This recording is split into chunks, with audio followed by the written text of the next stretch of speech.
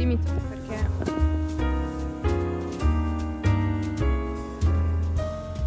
Gli occhiali e tutto il festival qua.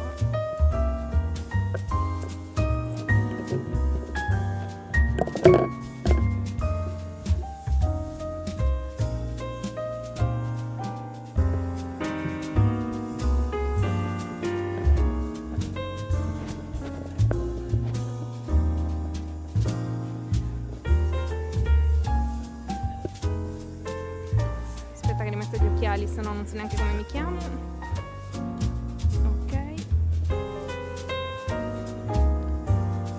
Sì, perché non ho tasche.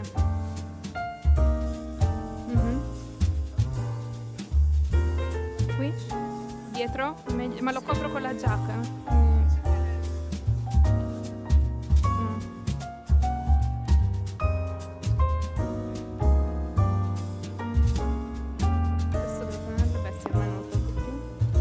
Bene così? Grazie a voi. Ok, I think yeah, you can go.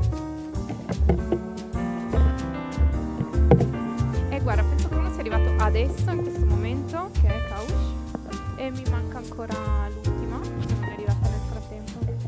Hello, hi, Giulia. Nice meeting you. Yeah, it's okay. This is gonna be. And just to make sure. Kosh, maybe here. And the surname? Hara. It's not open. Yeah. Or maybe on the side? Or behind. Just behind, no? That's fine. Oh wait, it has a clip. No, I'll clip it, don't worry. I'll clip it. Amaya. Sandra. Nice to meet you.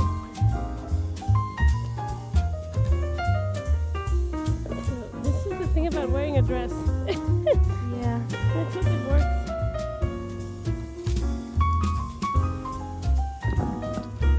Yeah, it should work. Last time it was humongous, but this time it's better. I could barely speak last time.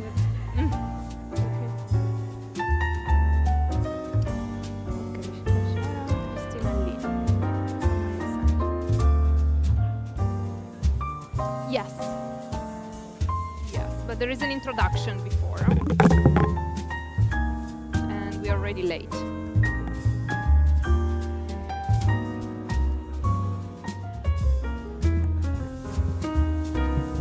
Christina? Hi, nice meeting you. Hi, Giulia. Amaya, nice to meet you. Good. I think we are about to start, but very soon. I'll go back there, but we have a plan, right? So you saw that. Okay, I just changed the two of you. Okay. I'm at the end. I mean, yeah. So you are the last one, and you are right before, after Kosh. Okay. So that's the one I sent this morning. Sorry, just because I was like, it makes more sense. Okay. Good. Perfect. Okay. The good thing about being the last one is that so most has been said. No, but that's because. You can be free. Chiedo scusa. Hola Alessandro, ¿cómo está? Me alegro de verlo otra vez. Perdón, ¿qué pasa? So you are still based in Madrid now because now you are here full time. I'm writing for simultaneous and I will also work for IE University. Okay. I teach. Very nice. Go ahead and sit, right? You have your... You can sit, right? Yeah, I think we should. Sorry, excuse me. Sorry, I think... Okay. Excuse me, I don't want to interrupt your conversation. Sorry.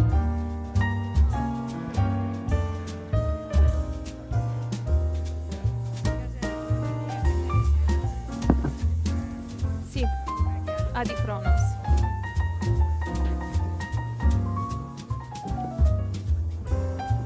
Vai a fare l'intervista? Oh no, that's not. Non puoi? No.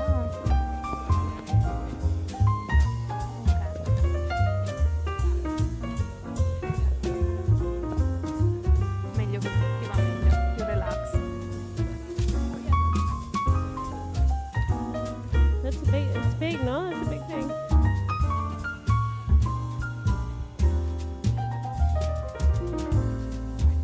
tardi, ma nessuno si sta stressando in realtà.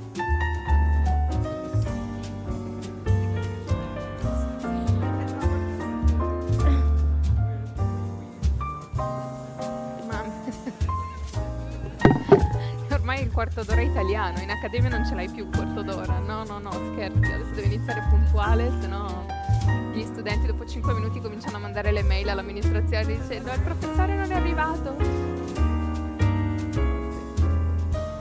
No, poi siccome c'è questo sistema per cui devi lasciare le classi, arieggiarsi, c'è tutta una procedura post-Covid, abbiamo le macchinette che indicano anche la saturazione, queste cose qua, quindi devi lasciare la sala vuota. No, in Italia non lo so, Belgio. In Italia dubito. No. Ah, yeah. Okay. Yeah, I'm sure it's fine, no worries. As far as we can hear all the interesting things you have to say, I think it's fine.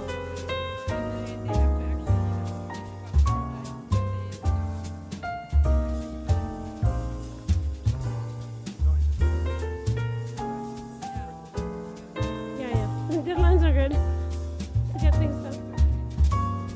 How is the EU Global Gateway coming along? I'm intrigued. There's a big meeting, no, happening now in October.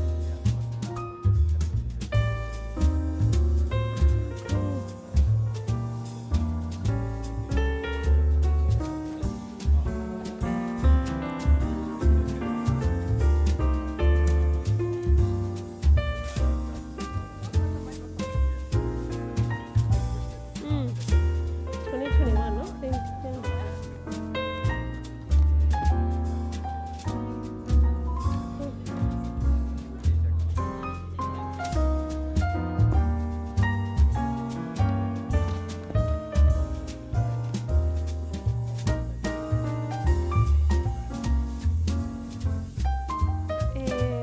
No, ci ho parlato.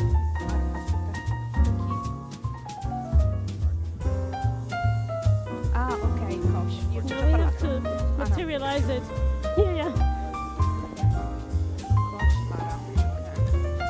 Yeah, I know, but a lot of them were there already, no? This is what I was told. Io i nomi non li introppo mai, cioè sicuro che li sbaglio. I was recently in a conference organized by the French and the Indians on New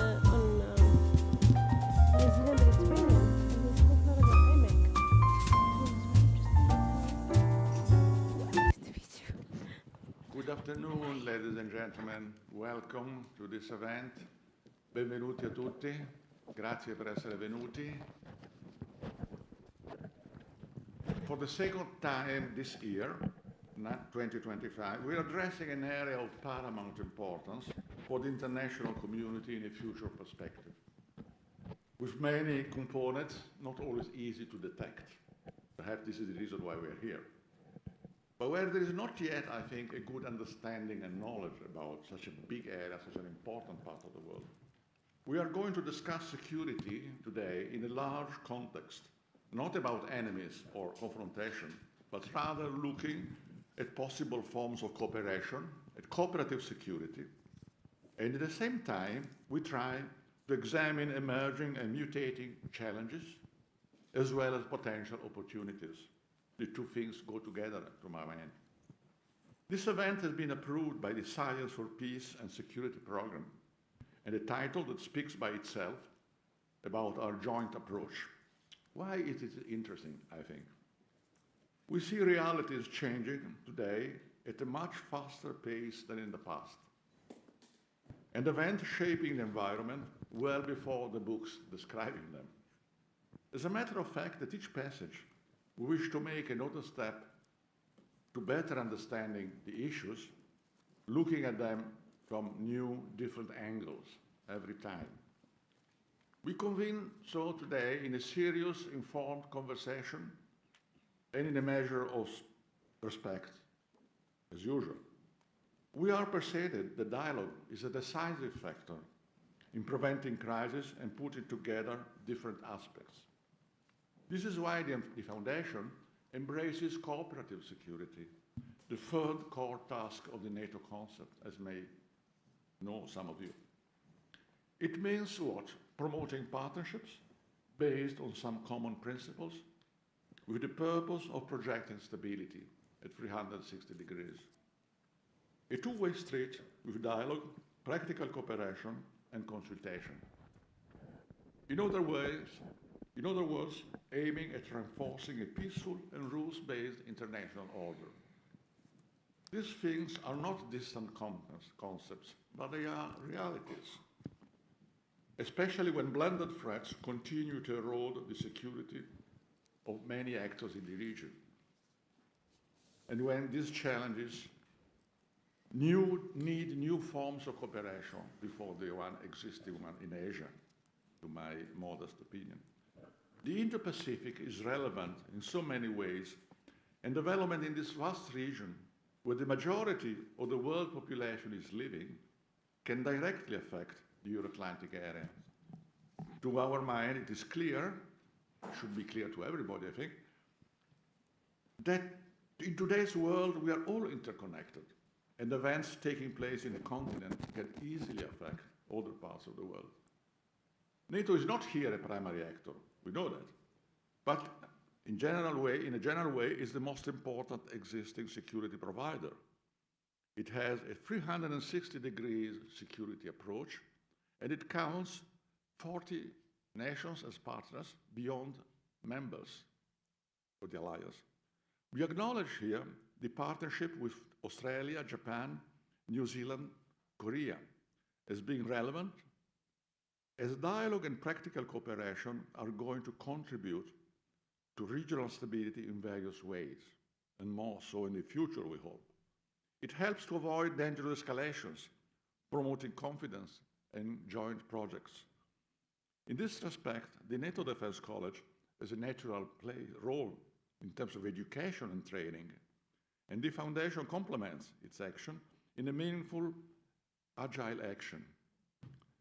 The promotion of tools of soft security is of primary relevance in a diversified environment like the one we are living in today.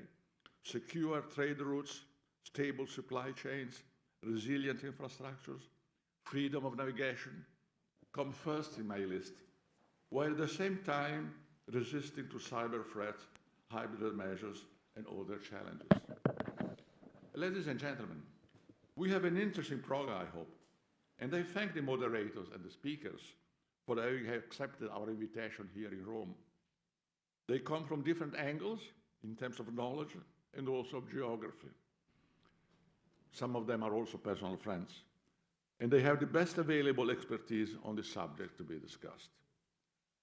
To conclude, special thanks are given to the Science for Peace and Security program in Brussels, to ICED and Ken Kitatani here in the first row, becoming a friend, to Fondazione CSF, Fondazione Compagnia di San Paolo, the Center for Security Studies of Zurich, and the NATO Defense College, our brother.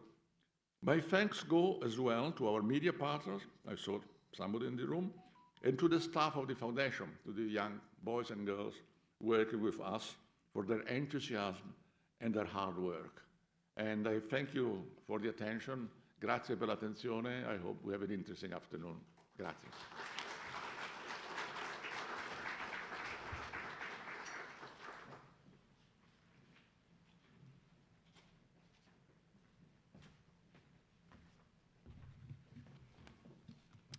President Minutorizzo, ladies and gentlemen, I'm Max Nielsen, the Commandant of the NATO Defense College, and I think it's only befitting that I follow up with the President's opening remarks with a very few words from our side of the town.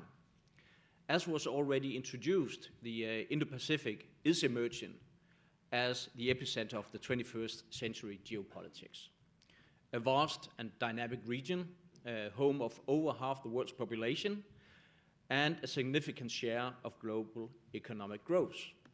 It is also where shifting power balances, territorial disputes, and strategic competition are intensifying.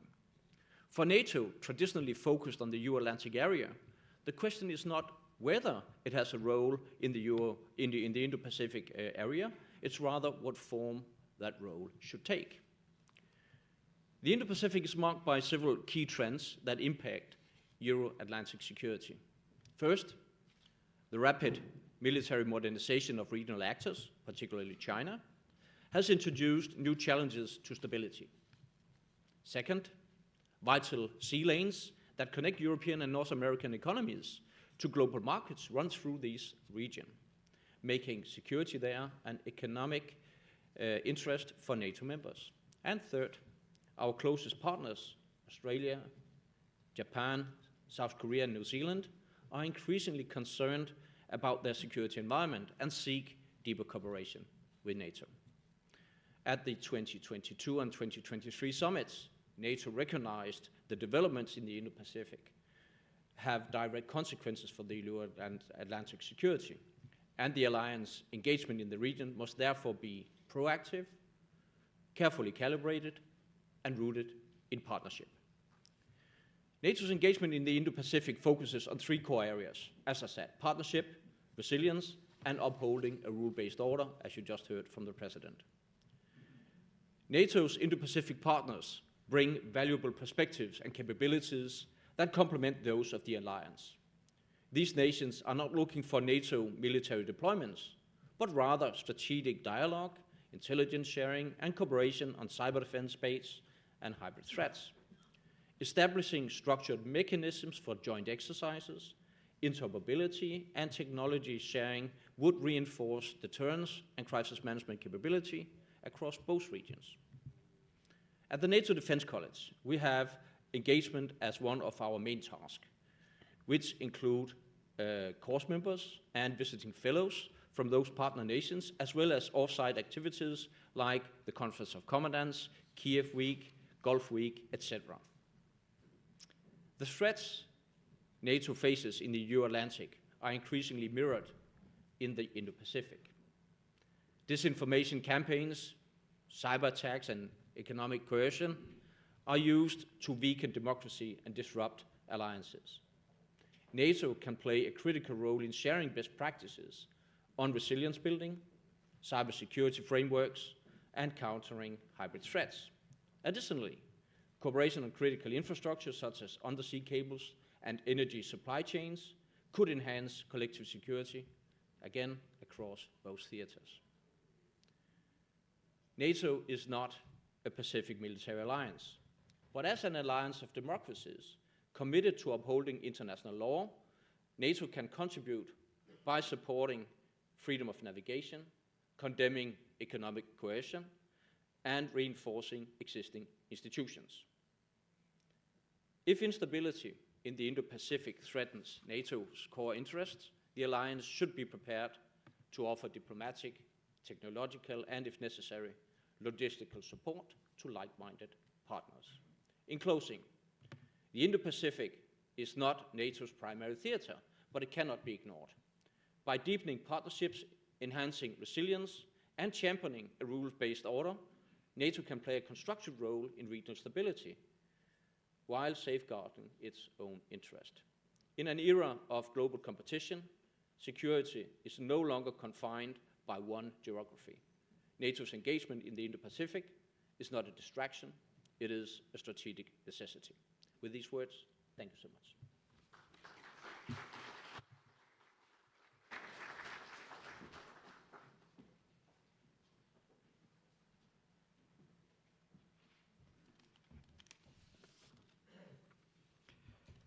Ladies and gentlemen, esteemed colleagues and distinguished guests, it is a true honor to stand before you today at the opening of this vital conference on the Indo-Pacific 2025, Prevention and Dialogue. On behalf of the International Council on Environmental Economics and Development, I extend our deepest gratitude to the NATO Defense College Foundation, to the NATO Defense College, and our co-organizing institutions for bringing us together at such a pivotal moment. The Indo-Pacific today is not only a geopolitical theater, it is a region that encapsulates the full spectrum of challenges and possibilities confronting our interconnected world. From rising sea levels to cyber warfare, from economic coercion to contested maritime corridors, the stakes could not be higher. Yet alongside these challenges lie opportunities for partnerships, innovation, and shared security built on trust, transparency, and inclusive dialogue. ICEAD is proud to co-sponsor this event as part of our ongoing collaboration with the NATO Defense College Foundation. We believe deeply that addressing the 21st century threats requires an integrated approach, one that bridges traditional security with environmental resilience, economic stability, and technological governance. This is especially true in the Indo-Pacific, where overlapping vulnerabilities demand interdisciplinary responses.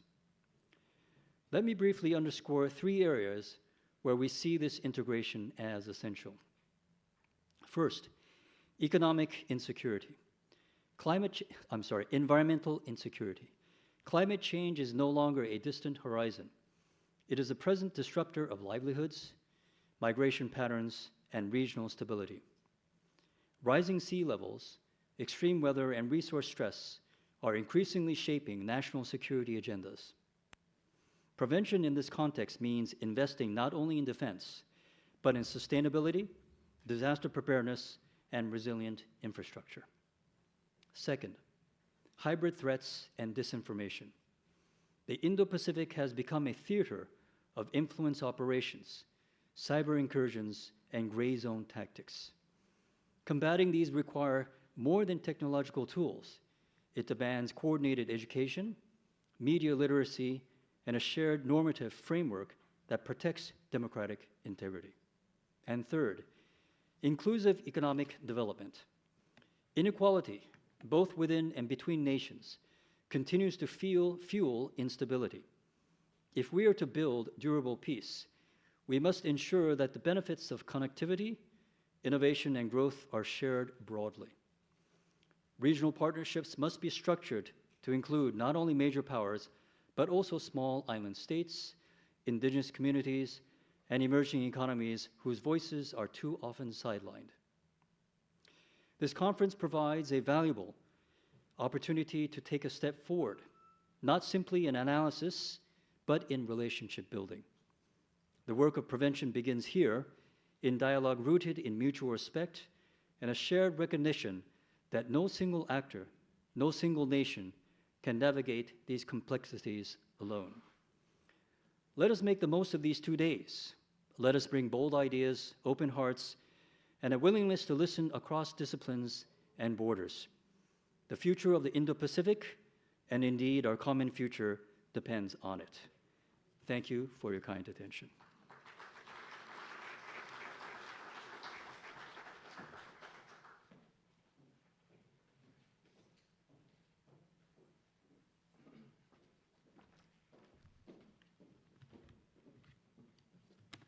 Ladies and gentlemen, distinguished guests, it's really a pleasure for me to be here today with you, and thank you very much, very kind. And I want to thank the NATO Defense College Foundation, Ambassador Minuto Rizzo, for the kind welcome and hosting us here, and all the partners and organizations who actually are making this event possible at this crucial time. Actually, we're meeting really at a crucial time. Last week, we had a meeting of the Ministers of Defense at NATO headquarters, and some key decisions have been taken moving forward to the NATO summit at the end of the month. And not only we discussed about security, terrorism, and defense for the upcoming years, we of course discussed support for Ukraine, but also, for the first time in history, we are moving towards a significant increase of defense spending. 5% of defense spending for GDP for our allied countries, a significant increase to the current 2%. 3.5%, as you know, would be for core defense spending, 1.5% for collateral defense spending. This is historic. This actually, our Secretary General mentioned it last week, and it is truly historic. This will ensure that the alliance will be able to keep the capacity to deter and defend our territory and keep our 1 billion citizens free. Of course, this conference today tackles many of these points, and that's why it's so important. We will have a panel addressing, of course, the partnership with Indo-Pacific, which is essential. As you know, last year at the NATO summit, we had key discussion with the Indo-Pacific partners, Japan, Australia, Korea, and New Zealand. And we decided 4 key flagship initiatives, which actually allow to ensure that we'll be able to be faster in our upgrade in our defense capabilities. You know, we have a flagship initiative on cyber, which will ensure that we have better capacity to tackle cyber attacks, which, as you know, are attacking our citizens on a daily basis, hospital, banks, citizens like us, with the objective of stealing data, stealing intellectual property. This is something we need to ensure that we are better able to deter to. Also, we have a cooperation, very important with Indo-Pacific partners, which deals with the disruptive technologies. This partnership with the IP4 is essential because these countries, they have the capacity to ensure that we remain at the top edge of technology, able to deter any attack. And of course, support for Ukraine. This is where the IP4 has been essential for NATO in the partnership. And also an area which is very important for our democracies, which is the hybrid threats, specifically information threats. Because democracies, as you know, we are open, but also we can be attacked. We can be weak if we are not able to build resilience among society through better understanding and knowledge. And actually, this is why events like this are important for us as an expert, but also for the citizens. And I want to salute all the people who may watch this event online, thanks to the partnership with the ADS Kronos, because only by enhancing the resilience and understanding of what we do as an alliance, of why we need defense, why we need to invest in security today, we can build a more secure and a safer space for us all. In fact, you know, today, we have to confront this. We are spending more on defense. We said 5%. But, you know, many citizens in our countries, in our cities, they may wonder, why do we need to spend so much money in security and defense? Can't we spend those money in the Green Deal or spend this money in employment or welfare? This is important. This event is essential because what we speak today and what you do in your community will ensure that citizens understand that security is not an option. Investing in security and defense is not an option. In a world like ours today, where we have autocracies taking the fore, in a world where we have international law, which unfortunately is not as strong as it used to be until a few years ago, in a world where multilateralism is not as strong as it used to be, is on the back step now, we have to invest in security and defense if we want to be able to deter attacks across all domains, and we discussed this in the next couple of days, and ensure that our principles are respected according to what we think is important as democracies. So I think that's why a very important point, I think, and I want really to stress this, and really thank the Defense College Foundation and Defense College, because in our democracies, communicating and explaining why we do what we do as a defense alliance is essential for the resilience of our democracies. And especially as attacks become more pervasive in our society, especially the hybrid attack, information attacks, cyber attack, we have to be able to defend the alliance and the citizens across domains. So I really welcome you all to be here on behalf of NATO headquarters, and I really look forward to the conversation over the next couple of days. Thank you very much.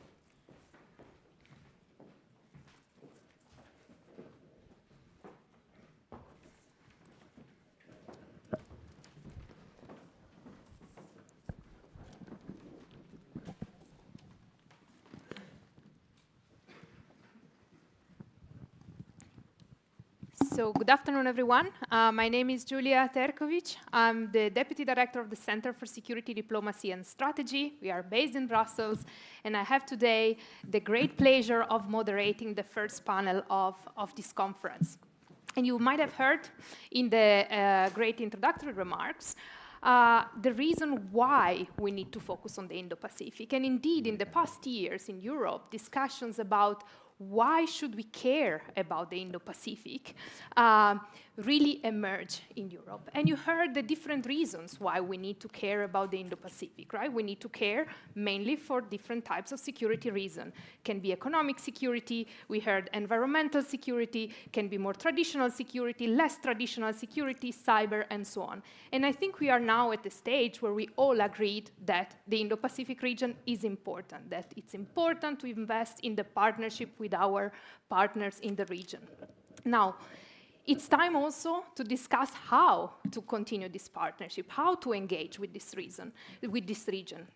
And the reason for this first panel is indeed to discuss these different elements. So, how can we engage with the different partners? The more traditional one, the like-minded one, so how can we continue this cooperation, but also how can we engage even further with other partners in the region, and how can we also engage with those that are maybe less like-minded in order to really fully engage with this region and really move from the why question to the actual how question. So I have the great honor today to discuss all these very easy questions with a great panel. So let me briefly introduce them before we move to the session. I will start with Walter Di Martino, head of the Northeastern Asian Office, Director General of Global Affairs at the Ministry of Foreign Affairs and International Cooperation. He's based here in Rome. We also have Kosh Hara, President of the Free and Open Indo-Pacific Forum Institute for Tech Diplomacy at the Atlantic Council from DC. We also have Christina Lin, Senior Non-Resident Associate Fellow at NATO Defense College, Rome. And then Amaya Sanchez, Non-Resident Senior Fellow Asia Program at the Institute Montaigne. So we will start really with a very brief introduction from the panelists, and then we will move to a more Q&A session. And I really hope you will engage with the panelists, you will engage with questions, because the idea is really to together try to brainstorm on how to move this forward. Walter, we'll start with you, and would be great if you can frame a bit the discussion around partnership with the Indo-Pacific, as I was saying, with the like-minded, the less like-minded, and if you can provide us with different views on how we can engage further with the region. Thank you, Julia. Good afternoon, everyone. Let me start by expressing my gratitude to NATO Foundation and NATO Defense College for inviting me to such a prestigious conference. And I really look forward to comparing notes and sharing my reflection with you on the how, exactly, the how, the question that Julia just put forward, how to enhance the cooperative security in this crucial region for the world stability and security, the Indo-Pacific. So my reflection today will be mainly focused on models, on how to seize opportunities and overcome the hurdles that are emerging in that region. In a way, I feel compelled to put up front my professional perspective. As Julia recalled, I'm the head of the Northeast Asia unit at the Ministry of Foreign Affairs and the Global Affairs Directorate General. But I will also dwell on the reminiscence of my work in AVER, since I was the head of the political office at the NATO, the Italian permanent representation to NATO. So starting with that, I just wanted to frame a bit the very center of my intervention, which is how to solve the dilemma on which kind of model should we better use in order to frame the partnerships in the Indo-Pacific. And just a few methodological words. I will, if you consent, I will call positive partnerships those that are built around the idea that we can generate an added value for the membership independently from any specific external factor. And conversely, I will call negative partnerships those who are built as an opposition to a specific external factor, thus considering this one as the quintessential cohesive force for the partnership. We have then a dilemma. So the enhancement of security, of cooperative security in the Pacific should derive from a positive model of the kind I just recalled, or from a negative one. And which one is proving at this time to be more functional to the advancement of our interest and the interest of the members of the partnerships. And finally, I will share with you a reflection on how to promote a culture of partnership that can move past this aforementioned polarization and in a way serve the ultimate goal of ensuring that the security of the area will be duly reflected also in the security of the Euro-Atlantic sphere. If we have a look at the environment in which we move in the Indo-Pacific, it is clear that it's neither the size nor the complexity of the region itself that nurtures this dilemma. To the contrary, we have an absence of shared security vision and a robust multilateral security architecture. So starting from that, we need to recognize that the Indo-Pacific regions at this time operate a patchwork of bilateral alliances, ad hoc coalitions, and regional groupings. They often overlap. Unfortunately, they are rarely coherent. And in such an environment, the risk of fragmentation is much higher, and the risk for miscalculation is even higher. Just a look at the negative partnership, the one that I was mentioning before. I think this is the simplest and, in a way, the most immediate to grasp. It can be framed in so many ways as a kind of tool for a containment policy, or a kind of solidarity bound against a common peril. It is fundamentally a reactive connection that stems from the identification of out-of-control factor that can impact the status quo and change it in an undesired way. This is very clear if we take a specific example for the Taiwan Strait. We often recall the need to maintain, preserve the status quo there. It is a case in point. It is a point of reference, though we have to admit that it's not always so straightforward to identify the political essence of this concept, status quo.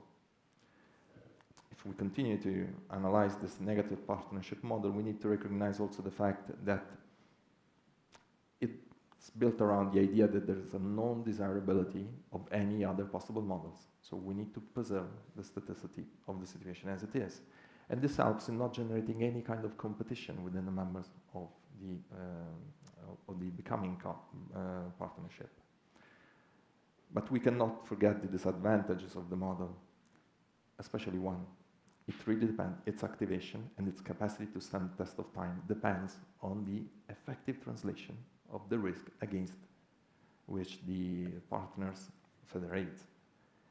And if this risk remains idle for too long, there will be a natural reassessment by each and every member of the partnership about the decision on how to spend best the resources that they have. Just a quick look to the positive one, and then I will end with my theoretical part. I really thank you for bearing with me on this. Well, even the positive partnership, in spite of the reassuring name, is not built around a simple positive concept. It's, on the contrary, it is built around the undesirability of the status quo. So the partners federate because they want to make an advancement and to overcome the limits that are imposed, that are already there, and they have been imposed by an external factor. So what is necessary in order to take forward this kind of positive partnership is to have a vision that aims at unleashing the existing powers in our society. A positive model looks at the potential. A positive model is not driven by fear.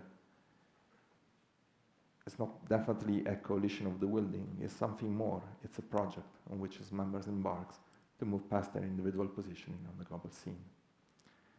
But it's not a risk-free road. And here comes my personal reflection.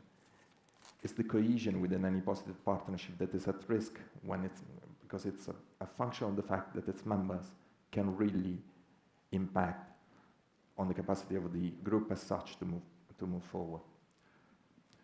And now I will take my last sentence before the intervention ends, just to have a look at the effective of these models. So if we have a look at what has been promoted so far, let's take the Chinese way as first. The Chinese model has been fundamentally focused on the positive model, promising, but definitely not delivering. And that is a fact because it's opened a way for reframing also our capacity to interact with those partners or not partners that are in a way called in this sinosphere promoted by the Chinese model. To the contrary, I have to say the Western model has been so far mainly negative because it has been around the idea that we need to defend against a certain peril. Is this sufficient? Probably not. And I will really run quickly to my conclusion to say that what is really missing in our side is the is the capacity to add the positive side to the model we've been promoting so far. We have a very successful example that was just recalled. So we can refer to what has been launched in NATO, the flagship project with the IP4. This shows that there is a capacity, if there is a possibility to include a positive development with a measurable target in order to promote a new vision of security partnership in the Indo-Pacific. What is lacking still is the capacity to have this model as an inclusive one. So the capacity to talk to those who are outside the current bound, the current partnership. And in order to do that, perhaps we need to return to what Ambassador Minuto Rizzo just mentioned at the very beginning, which is the dialogue. Just a final word on that, just to say how important it is for Italy as a founding member of NATO and as part of G7 and in general as an actor on the global scene. Dialogue remains the key in order to advance our capacity to interact with that part of the world, which is unfortunately called with an unfortunate expression, which is Global South. It is our capacity to open the dialogue with that part that will also reinforce, or to the contrary, will fragilize our partnership with the countries in the Indo-Pacific in order to unleash the potential that those countries have and our capacity to enhance the cooperative security over there. We need to remind that we need to talk perhaps a bit far broader than the simple region we are looking at right now. Not against anyone, but for the benefit of everyone. Thank you. Walter, thanks a lot. Very interesting point, and I think I suppose we'll go back to some of the points you raised in the Q&A, but it's really a good response, right? The idea of a positive partnerships that build on something and to move on, I think it's very interesting, and as you rightly said, this is maybe easier with partners that are more like-minded, and you mentioned the IP4, for example, for NATO, but it's also important to then engage with others. And on this, we'll move to the next panelist as well. Kosh, would be great if you can also develop a bit more and tell us more about other partners that are getting closer and closer to Europe in the last years, and in particular India, which is becoming one of the key partners for Europe. Yes. First of all, good afternoon. Thanks for the opportunity. Thanks to Lorenzo and others for extraordinary coordination and making me come here, so that's all good. I'll share 3 observations, building something on my colleague saying here. You know, how does NATO partner with Indo-Pacific?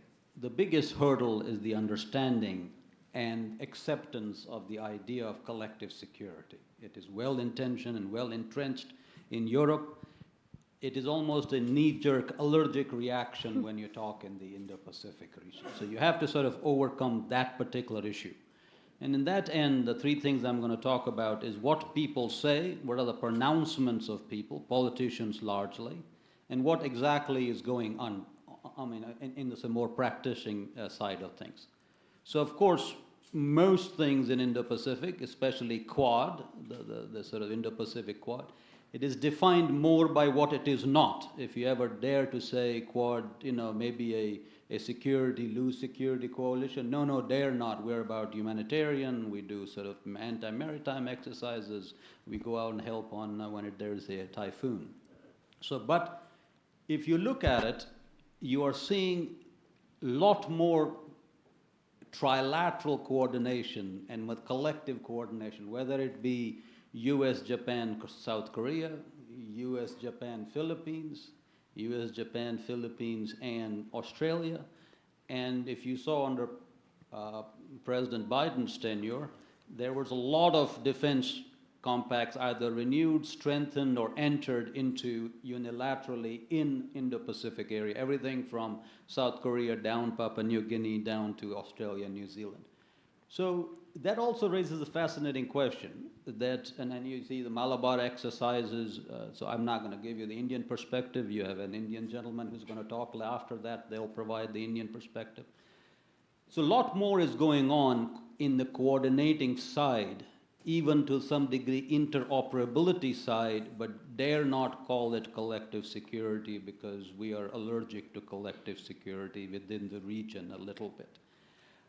Now then you have America, which never misses an opportunity to tell Europeans, you cannot count on me to take your back on security assistance.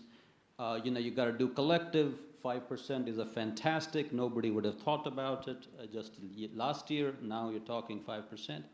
But at the same time, America is in Indo-Pacific is just a unilateral security assistance. There's none idea. It's just on one end we say we cannot cover the load of Europe, but on the other hand, Indo-Pacific, we're going to back you up from Japan, from South Korea to Philippines. So there's a certain oddity and asymmetry to that concept as well. All that means today that it is literally the most commonsensical, the most obvious, and the most sort of good thing to happen is a collective security in the Indo-Pacific. It makes America's burden less. It makes collective resiliency 10 times stronger if we have it, as opposed to unilateral defense assurances from America. So that's where we are headed, and we're kind of evolving that way while, as Shakespeare and Julius Caesar, thou protesting too hard, but we're sort of inching that way with our protestations.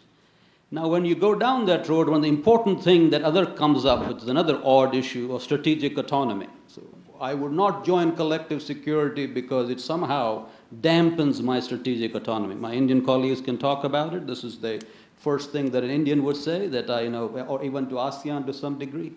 Now, if you look at the facts, alliances actually strengthen your strategic autonomy, does not degrade it. And I don't have to tell this crowd how every NATO member's strategic autonomy is strengthened by being part of NATO member. And it is China that degrades India's or limits India's strategic autonomy, not the Quad or the United States. It is Russia that does it to China. And same thing for Europe. When Macron, everybody talks about strategic autonomy, the limitation to European strategic autonomy is not America, but China and Russia. So we have to sort of come up to and look at it, strategic autonomy, also, what people say to where we are at in discussing on it. Now, the third aspect on this, and you can talk about, certainly from American side, our closest ally, whether it be Israel, whether it be Japan, whether it be UK, you can see a strategic autonomy of Israel is substantially higher for American alliance than it would be without it. So I think the notion of strategic autonomy also would be varied to look at it. So collective security, strategic autonomy, and then we come down to really, in this area, we focused a lot on Pacific Island. We really need to focus a lot more on India. So it's fascinating that, Indian Ocean rather. So we got all these folks here talking about how NATO needs to look at Indo-Pacific. I was just in Marseille, last 2 days, and the Indian foreign minister was there as well, Jaishankar. And he made a fascinating point. He said, India is a Mediterranean country. India has 480,000 people in the Mediterranean, has $80 billion trade, has a port in Mediterranean, is building an airport in Mediterranean. So you see the connection and certainly a need for this collective part. And then those of us, and especially in America, those who say that it's an Indo-Pacific and Atlantic theater, obviously are doing something else when North Koreans are fighting in Ukraine, or the only reason that Russia can sustain the war is because of Chinese backing. So there's a lot of connectivity, to which, in the end, where do we go with it?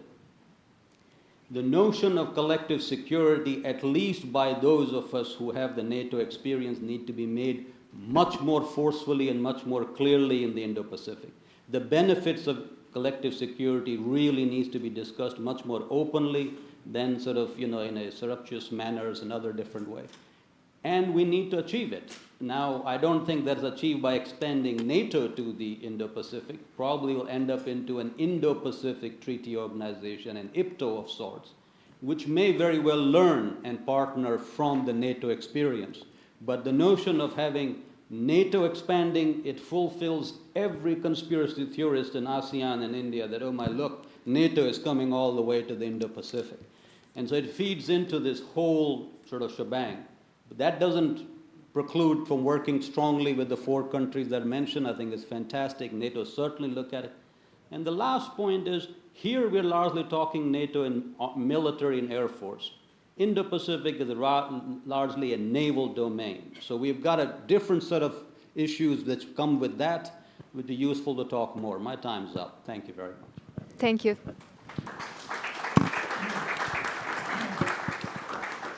And here again, I'm sure there are a few points that will come back during the Q&A, including collective security in the Indo-Pacific. And you had some arguing that actually there should be an Indo-Pacific NATO at a certain point. But of course, there are a lot of questions about that, about the type of partnership, the differences between the countries there. But I'm sure we can go back to that during the Q&A. We now move to Christina. And you will tell us a bit more about another partner, which is Taiwan, that is also gaining more and more attention in Europe as a whole, as an important partner, definitely in terms of economic cooperation, but also more and more on other domains as well.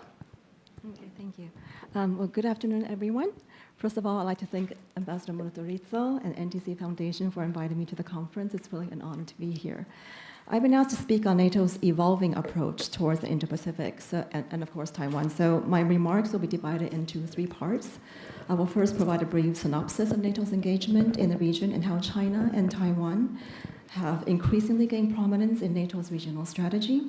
I will then set the background context of why Taiwan is important for regional security and how could existing partnerships be developed to cooperate with Taiwan, and conclude with limitations of some of these cooperation scenarios and potential role for NATO's involvement. So NATO's engagement in the Indo-Pacific region are based on 2 main interests: shared values and transnational threats. Outreach began in the 1990s and early 2000s, and formal partnership agreement with all 4 partners were signed in early 2010. NATO has also held military staff talks with China in 2010, which continues today. And actually, back in March, they had their 8th iteration of NATO-China military staff talk in Beijing. In 2016, NATO engaged the Indo-Pacific partners as a group of 4 in the IP4 format with focus on North Korea. In the wake of 9/11, NATO began out-of-area operation in Afghanistan with the support from IP4. So NATO's regional engagement precedes awareness of security challenges from China.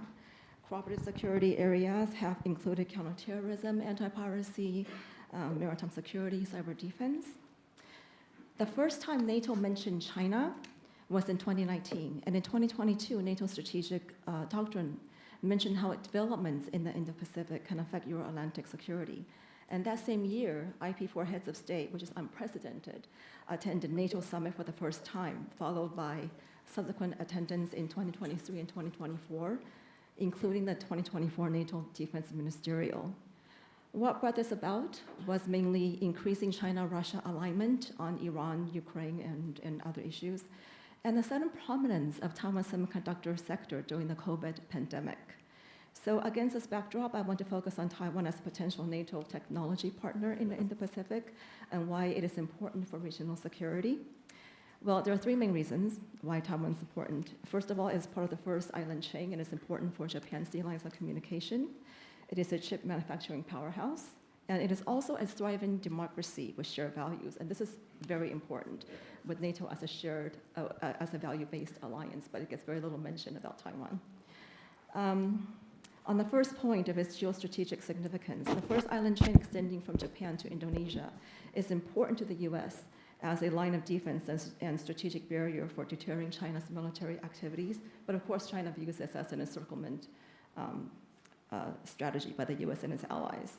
For Japan, Taiwan is in the middle of the Taiwan Strait and the Luzon Strait between Taiwan and Philippines. So these are 2 important sea lines of communication for Japan. Japan imports 97% of its energy and 80% of its container cargo travels through the Taiwan Strait. The Chinese are also cognizant of this vulnerability, and in a 2013 military publication, they mentioned how if Taiwan is reunified with China, Japan's maritime lines of communication would fall within ranges of China's fighters and bombers. So Taiwan security is very important for Japan's security. On the second point of semiconductor manufacturing prowess, Taiwan has near monopolistic control of 92% of global advanced chip supply that powers fighter jets, AI, smartphones, and is the backbone of the digital economy. So as NATO is increasingly focused on science and technology cooperation with like-minded states in the Indo-Pacific, which is the third point of Taiwan's importance as a like-minded, thriving democracy. This could provide opportunity for Taiwan to play a greater role in cooperative security. And there have been several proposals of NATO Plus, Quad Plus, and August Pillar 2 frameworks. On NATO Plus, last month the US Congress proposed to incorporate Taiwan as a NATO Plus member. NATO Plus members include the IP4 and Israel, and this would provide access to intelligence sharing and streamline arms sale. Another proposal is the Quad Plus with US, India, Japan, Australia cooperating with Taiwan, as well as as Taiwan's access to August Pillar 2. August is the Australian, UK, and US security partnership. And the Pillar 2 is focused on defense technology sharing. So the Taiwanese are actually very interested in August Pillar 2. But of course, with these proposals, there are limits on these cooperation scenarios. India is a wild card in the Quad Plus, as mentioned earlier, or an Asian NATO proposed by Japan's Prime Minister, given India's tradition as a non-aligned movement member. And India prefers a posture to balance China, not be anti-China. And in fact, China criticized US Indo-Pacific strategy as a 5-4-3-2 framework of the 5 Eyes, the Quad, the AUKUS, and a series of bilateral treaties to contain China. So it's very creative framing. As a recent US Institute of Peace report on NATO on IP4 argued, the IP4 won a cooperation scenario characterized by NATO with the Indo-Pacific and not necessarily in the Indo-Pacific. The partners don't expect NATO to be a direct actor in the Indo-Pacific, but expect the alliance to coordinate with them on issues of mutual concern. Which brings me to the final part of NATO's cooperative security role in the Indo-Pacific with Taiwan. One proposal is for Taiwan to become an enhanced opportunities partner, EOP, with NATO's Science and Technology Organization, the STO. Japan and South Korea are already EOP members and with STO, and Singapore actually has been involved in STO events in the strategic and planning level, despite not being a NATO Asian partner. So Taiwan could potentially engage in a similar exchange as an EOP partner in STO, especially to build resilience in the semiconductor supply chain. Well, my time is pretty much up, so I'll stop here and I look forward to the discussion. Thank you. Great.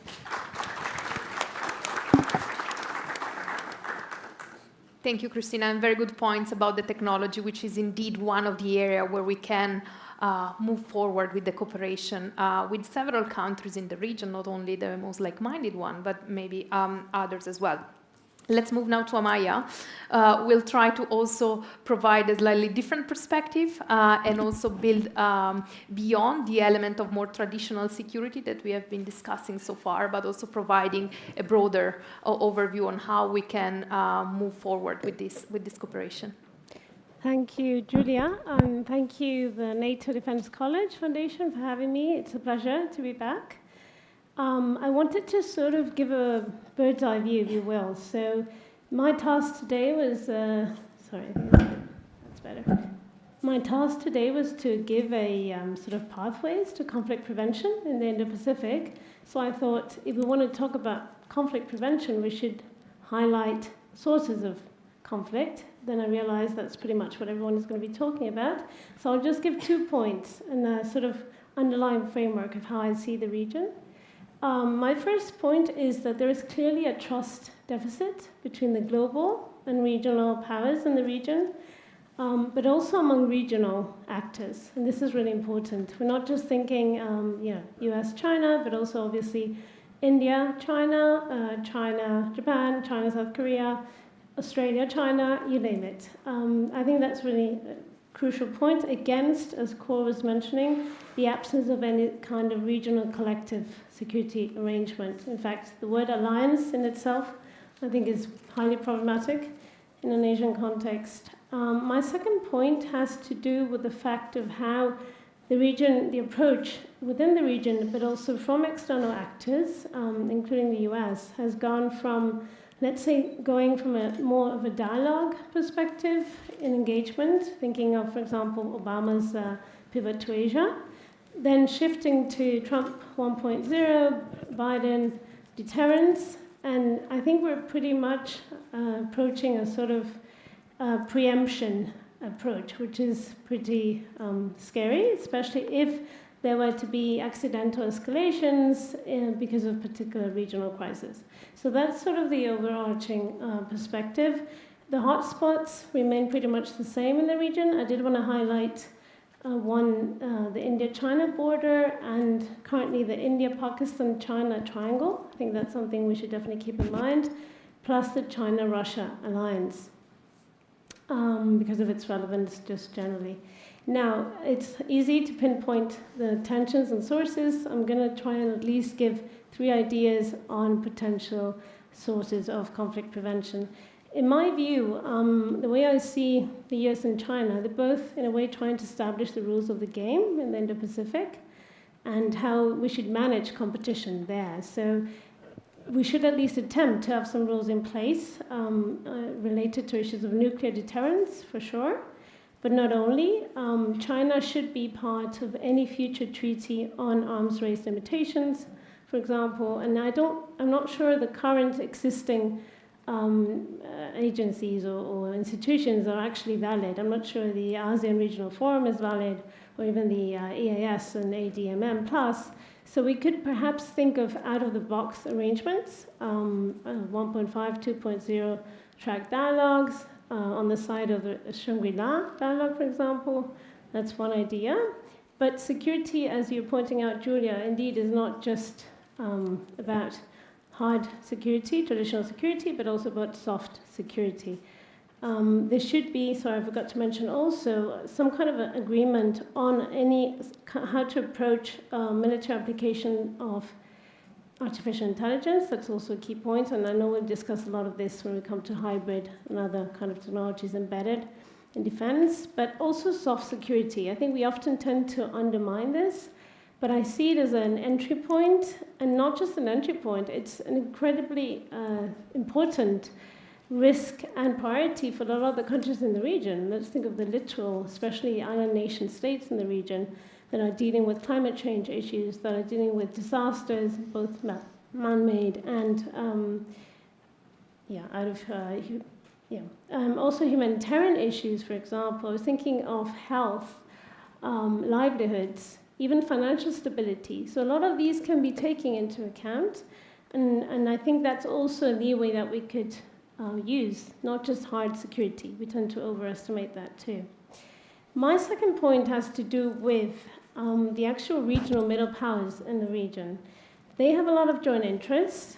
They could establish a lot of means and forms of, one, crisis simulations, but also confidence-building measures. In fact, this is already happening, as was mentioned already. There's all kinds of partnerships taking place, be they trilateral, or nowadays it's very much in fashion to talk about multilaterals. I'll mention this later again.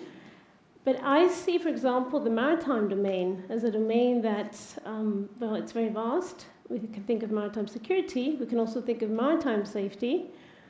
So it's not just about maritime intelligence sharing and anti-submarine warfare, for example, but it's also about other aspects that are vital for a lot of the countries in the region. And I'm thinking of, for example, illegal unreported and unregulated fishing. I'm thinking of piracy, protection of exclusive economic zones, but also, and this is an area I would really like to perhaps dwell into later from others too, gray zone tactics. There's a lot of action, so to speak, taking place in the dual use of, for example, ships that are allegedly commercial, but the fact that they also have a military component, ports, even undersea. So that's also an aspect that's extremely worrying for a lot of the countries in the region, especially those that find themselves having to hedge, right? Either towards the US or China. So I think that there's a lot that can be done there. And I wanted to give the example of the Information Fusion Center in the Indian Ocean region, which is actually led by the Indian Navy. I think this could be replicated. It's actually, they focus on information sharing, exchange, and they also have a number of agreements with liaison partners. And a number of liaison partners are not just in the region, it's also the UK and the US that are part of this. They also have regional offices in Singapore, Vanuatu, Solomon Islands. And this kind of arrangement, they work too with the Indian Ocean Commission And I would like to point here too that there's so much focus on the East and Southeast China Seas, but Chinese sort of influence is clearly gearing now towards the Southwest and Northwest Indian Ocean. So there should be a lot more focus on the Indian Ocean at the moment. I agree with what Cor said, absolutely. And because my time is almost up, just to say that these minilaterals that are happening on both ends of the spectrum. They're happening on the like-minded, trusted partners, but they're also happening on the illiberal, non-trusted, you name it. So the Shanghai Cooperation Organization, for example, has a number of military exercises going on. So does Iran, together with Russia, together with China. There's all kinds of combinations. And I don't necessarily see this, I mean, this obviously points to fragmentation, but not necessarily instability, in that I think we have to embrace the current reality, as was mentioned, and multilateralism is in decay. And I do think that if we manage to, this sort of interest-based approach and just take it in a more pragmatic fashion, that could be very helpful in general. I'll stop here because my time's up too. Perfect. Great. Thank you. So we only have 20 minutes left for this panel. So I first would like to see if there are questions from the audience, with the idea of collecting a few questions so we can continue the debate. If not, or while you think about your question, I see there is one. Okay. So we have questions. So maybe let's open it up to the audience. Would be great if you could introduce yourself and also tell us if you have a question that is specific for one of the panelists. So we have one here and then another one in the back. I'll try to collect maximum 3, okay? Thank you very much. I can shout. Maybe this one. No, okay. Dr. Joanna Shakira, Warsaw University, Poland, and Atlantic Council, Washington. I have a question for you, madam. You mentioned China, and you suggested that we should include them in any legal arrangement. I got some nervous tick when I heard that. Thank you. Yes, so China and legal arrangements, they are already breaching every possible legal arrangement. So do you think it's wise to keep them in a loop, or because they do what they are doing in Indo-Pac and Africa, South America, Oceania, is it better to have them closer and, I don't know, watch them, or rather intentionally not to invite them to show where we stand with our democratic values, protection of human rights and human dignity? Thank you. Thank you. And I think there was one on the back there. Yeah.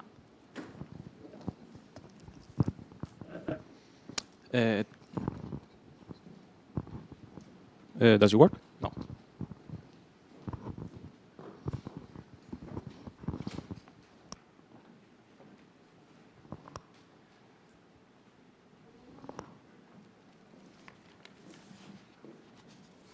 Yeah, while we wait for the mic, in the meantime, I can also ask one question. There is also another one there on the back. Okay. Would be also great if in the next round you would also maybe reflect a little bit more on the upcoming NATO summit. Of course, we have a new administration in the United States. So also if you have few points of reflection on how this can actually impact the partnership with the Indo-Pacific countries, that would be also great. Let's see if we have sorted out the mic issue. Yeah. Thank you very much. I'm Eduardo Barca from Sapienza School of Advanced Studies. I'm a bachelor student. And I would like to ask, since it was cited weapon control, arms control in the Indo-Pacific, are there any specific programs considering the presence of at least 4 nuclear-armed countries into the Indo-Pacific? If there are some specific programs for weapon of mass destruction regulation and international partnerships to nuclear control and also nuclear cooperation. Thank you very much. Thank you. Buonasera, good afternoon. This is Gonzalo Ceballos from the Spanish Atlantic Association. The question is relating to the areas of Indo-Pacific developments in space. Could you deliver what is a race for space in the Indo-Pacific I understand the Indo-Pacific countries are the ones that are challenging Occidental domain of a space. Good. Thank you very much. I think we'll stop here for the first round. So maybe we can follow or go into reverse order, Amaya, as the first question was specifically addressed to you. Maybe you would like to start, and then we'll see if others also wants to jump in. Yeah, my answer to you, Joanna, is I specifically said non-formal, informal. So, of course, there are, I mean, just UNCLOS in itself, right? They're breaching it consistently, and so many others, but so is Russia, and so many, and I could see, I mean, the US doing this very soon as well. So, I don't think we should go the traditional way. That's what I was trying to say. I think we need to think out of the box, and they have done what they have to do in so many ways formally, but I think we need to go the minilateral way and the more informal way, and that's why I said the 1.5 track, 2.0, something that's different to what we're used to. And now we see, I mean, there was this, for example, I'm thinking on artificial intelligence, there was this huge summit happening, you will all remember, co-organized between the Indians and the French in Paris, and it's happening again next year in India. So I think there's setups that can be arranged whereby I do think we have to engage the Chinese. It's a must. And if not, they would have the perfect excuse, especially, I mean, from a European perspective, even more right now, if you ask me, because with the Euro-Atlantic rift, I think we have to sort of be very pragmatic at this point in time. Would you like to go back also to the arms control question, maybe? Yeah, I'm not an expert on arms control or nuclear deterrence. But I do know that China has, as far as I know, signed to the NPT and the CBTPT, both. I don't know specifically there's regional arrangements on that, but again, it need not be an official treaty or an official engagement, because again, as I said, I think we have enough of that, and we don't need more of. I think it needs to be something more informal, and the way things are going, it's, in my view, the way forward. Good, thank you. Christina, would you like to go next? I don't have any comments in terms of just your mic. Oh, sorry. That's okay. In terms of the IP4 cooperation in space, I don't have, I'm not familiar with that, but I do know that Japan is very proactive in space cooperation. Taiwan is not a player in space, so that's all I know about the IP4 space cooperation. I don't know if the other panelists will have visibility on this. So on the China issue, you absolutely have to talk to China. I think the notion of putting them away and not talking them, that makes no sense. We used to talk to the Soviet Union, height of Cold War, we need to talk to China. You have to bring China to a negotiating table. But how do you negotiate with China is what is bureaucrats or those in government need to earn their money on. You normally negotiate and expect countries to follow up. You should negotiate with China expecting that it will not, it'll break it, for all the reasons that you mentioned. But that doesn't mean you don't, and particularly on the nuclear side of stuff. We cannot be in the nuclear race without having some sort of a control and agreement. So that's absolutely true. But I think collective security, I think it'd be helpful in this context, because it's a very NATO-centric view of Indo-Pacific. How can I take what I've got and take it over there? The reason I mentioned different Indo-Pacific, because in Indo-Pacific there are different security issues than just hard ones. So you already have a substantial amount of coordination and discussion on economic security. Japan took the lead. We even talked that we'll have a G7 will even set up a fund which will help countries detach and deter economic coercion. You can see a lot of similarity. That is much more digestible. Illegal fishing, distant water fleet. China's distant water fleet on illegal fishing is pretty much 90% of all global distant water fleet, which is fishing in the high water seas. And most of them are a combination of literally a naval militia on oceans.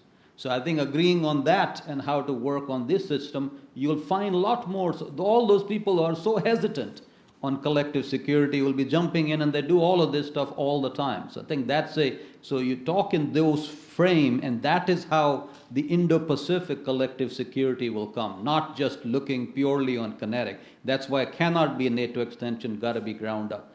And nobody would have expected today, if I had this discussion yesterday, last year, that from 2% will end up in 5% in 1 year. So this notion of hard given frog, the strategic autonomy or not, the enemy has a vote. This is what we always said. So if you see the recent India-Pakistan issue, and if you're going to look at and see the increased collaboration between China and Pakistan, India can decide they want to be a strategic autonomous country at some point. Either it calls it or not, it'll be much strongly allied with us and other European countries. So world changes rapidly, and all these sort of sacred cows of no collective security, no strategic autonomy, that's all nonsense. You have to look at hard stuff on the ground. And I think in hard stuff on the ground, there's a lot of stuff going on in Indo-Pacific, that sort of evolution towards different iterations of collective security. Thank you. I think I will just add a few words, and I was reflecting on the possibility to answer the 3 questions with a single word, valid for all of them. And I think this word is multilateralism. Basically, we all have the tools in order to include, for instance, China in the dialogue, perhaps informally when it is necessary, as Amaya said, but also formally, because otherwise we will have the space for China itself and for others to present that vector, which is multilateral forces, as an inefficient one, which is not the case, actually. It's something that can be improved, and with our participation, with our engagement in it, it can definitely improve and reach the goals we want. This is true also for weapons control in a way, because the instruments are already there. If we forget about the validity of those instruments, then we will be forced to create something new, something that probably will be insufficient to cover the equity of all the partners in the region, all the prospective partners. So again, let's make a better use of what we have already at the moment, which is the multilateral institutions around. And finally, space. Definitely I do not see that as a field for competition. It's something where progress can be made through a positive competition. So since we have already, also in this case, multilateral institutions that can frame and regulate the partnership, let's make use of them. Just sorry, one thing on space. The Artemis program that India just joined. So I think in space world in there, India is really the leading critical partner for a collective space stuff. And the joining of Artemis, I can go more in detail when you talk about. Oh, can I just say something about excluding China in dialogue? I think it's important to always have dialogue. Even Pentagon has hotline. You don't want hotlines between different militaries, even if they're an enemy or a pure competitor. And Taiwan, the KMT, they want to reestablish dialogue with China, because you can't really exclude the second largest economy in the world and a large regional player and a permanent member of the UN Security Council in any regional security. So I think dialogue is important. Good. Thank you. Thank you for this. It seems to me in this discussion, and if you have additional questions, just wave and I'll give you the floor. It seems to me that we discuss the need to have some sort of multi-level engagement, if you want. We discussed that there are some partners that we really trust, with whom we can really build further on the technology element, for example, going forward more in terms of collective defense and so on. And there are partners or other actors in the region with whom we see the need to engage, but at the same time, we see the big challenges for doing that.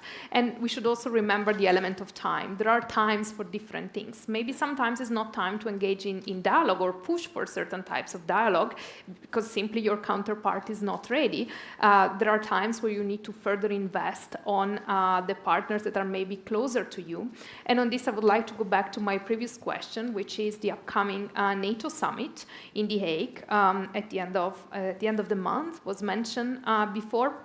And one of the big questions there is also how the partnership with the Indo-Pacific region will be reframed into the NATO context, if it will be reframed somehow. But of course, with the new administration in the United States, this is a big question mark, especially because the administration has pushed very hard in terms of asking, Europeans to focus on Europe and on the main challenges that are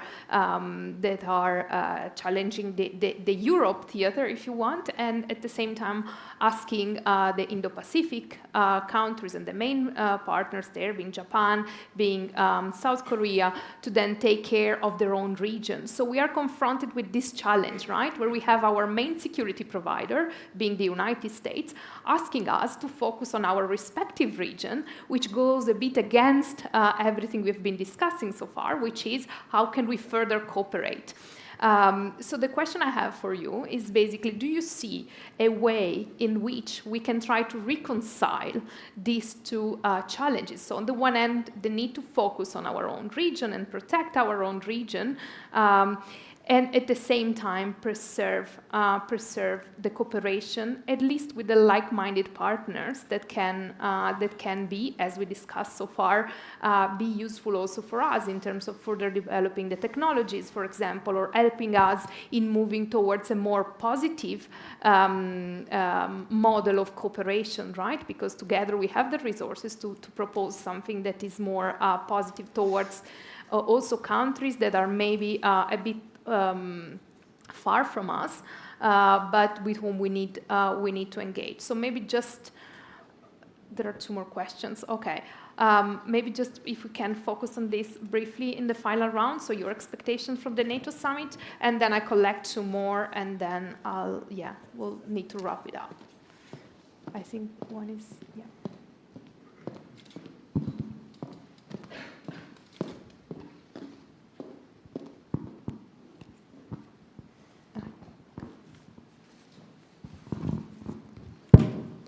Okay, this one's working.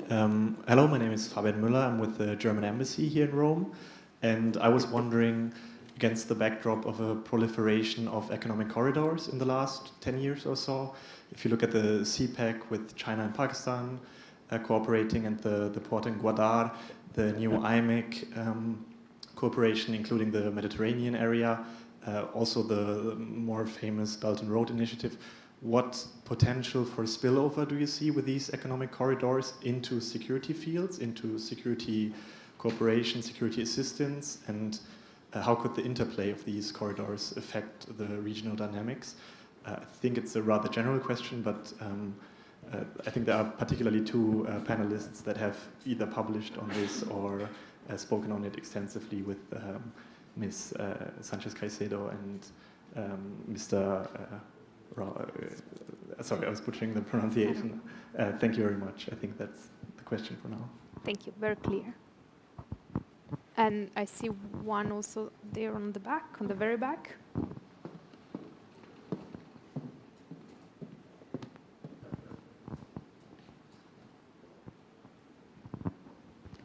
Hello, Matthew Robinson, Director of the Euro-Gulf Information Center here in Rome.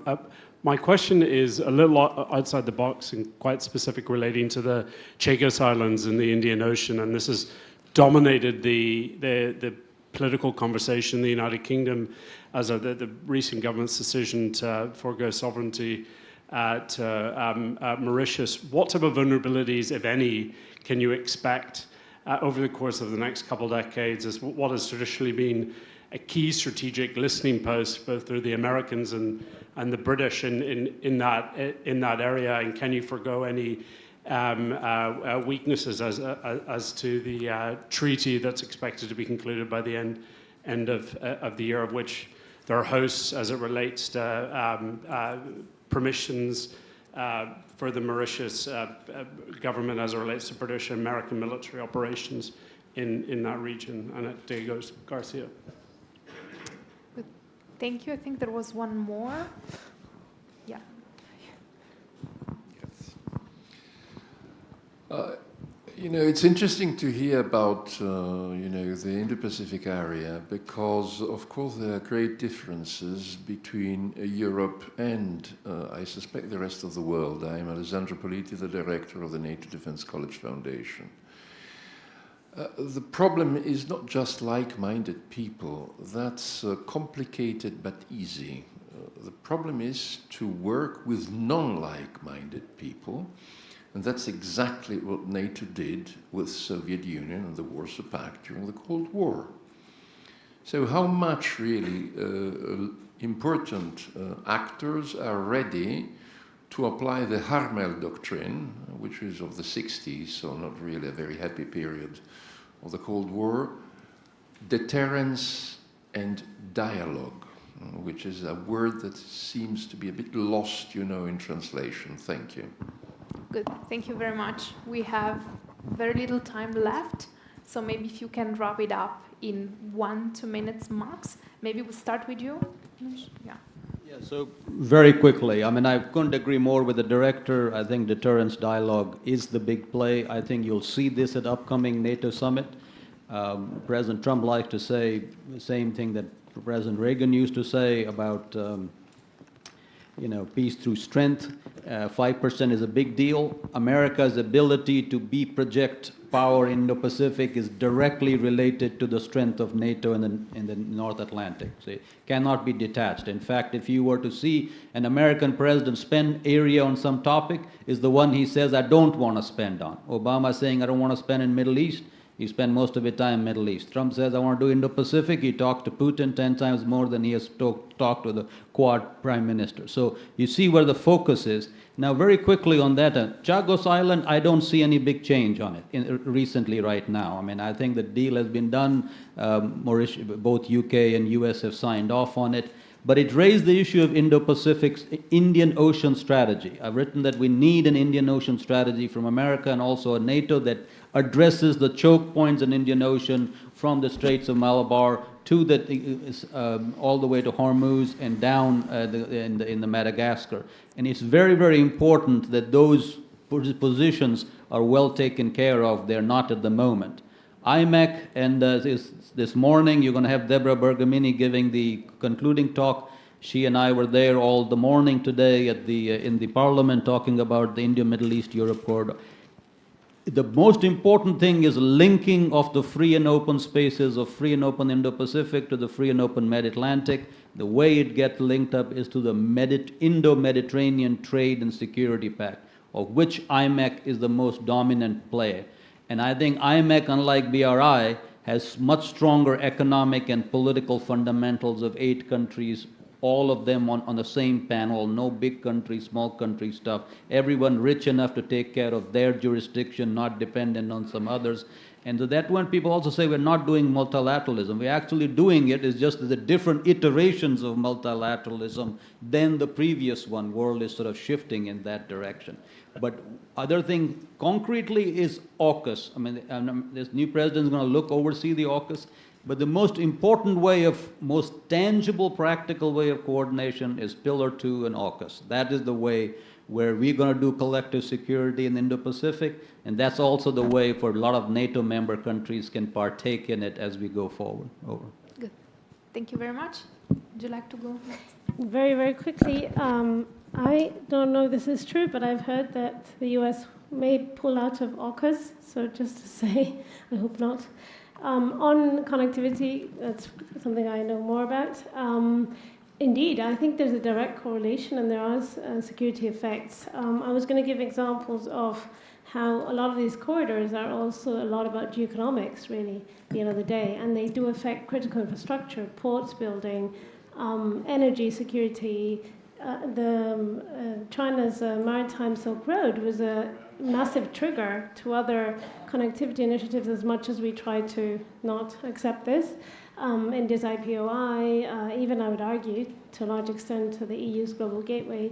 So I think that there is a component, but not only hard security, I would argue more non-traditional also. And what I mentioned before about illegal fishing, piracy issues, protecting exclusive economic zones, maritime safety, I think there's a lot there linked to connectivity and security. Christina, next, and then. This is in response to Dr. Politi's point about deterrence and dialogue. That's very important. That's why NATO has cooperative security. We have I call it sort of partnership of choice and partnership of necessity. We cooperate with like-minded value, sort of similar shared value partners, and these are just partnership of choice. Partnership of necessity is based on important mutual, it's sort of interest-based. issues like transnational threats, arresting WMD proliferation or counterterrorism.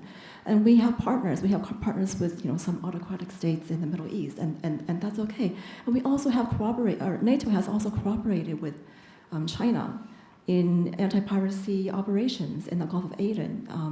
China actually coordinated with NATO's Operation Ocean Shield for anti-piracy. So these are partnership of necessity.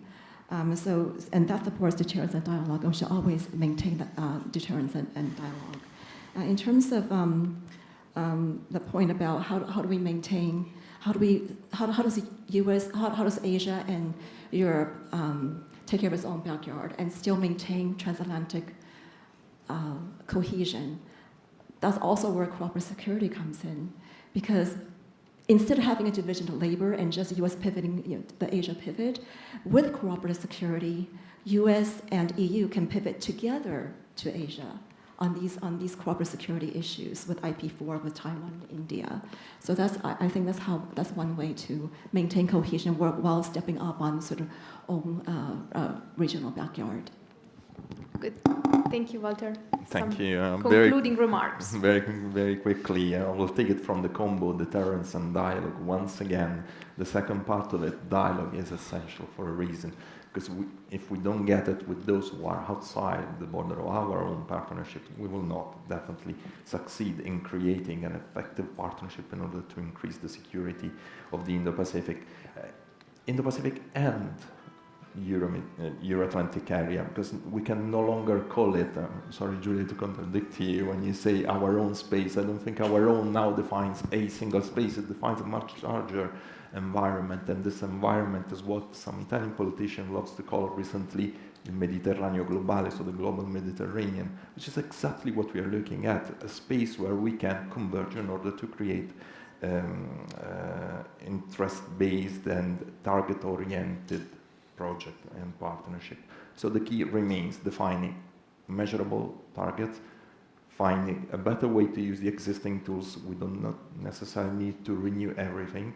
And in a way, we need also to create a narrative that can be useful in order to dismantle other ones that are promising a lot. And here comes the comparison between IMEC and BRI that you just mentioned, because through BRI we heard a lot of promises, we heard a lot of projects, we haven't seen as much as they were promised. So there is a problem in filling the expectation. We can make it through, again, perhaps restricting and targeted, but measurable and effective partnerships. So I think this is my observation. Perfect way to conclude, also because we are running out of time. I'm not sure we responded really to the how question, but at least we unpack it further, right? And we know a bit more about what are the challenges. The great news is that there will be other fantastic panel that will try to respond to all these questions. So please stay with us, engage also in the next panel. And let me just conclude by thanking our panelists, of course, for thanking you also for engaging with several questions, and of course to thank also the NATO Foundation, NATO Defense College, and all the other partners that supported this great initiative. It's great to have these discussions also outside Brussels sometimes. Thank you very much, and please stay with us for the next panel.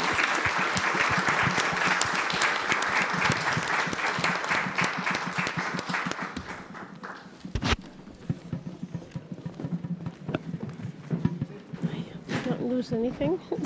You never know. It's always good to check.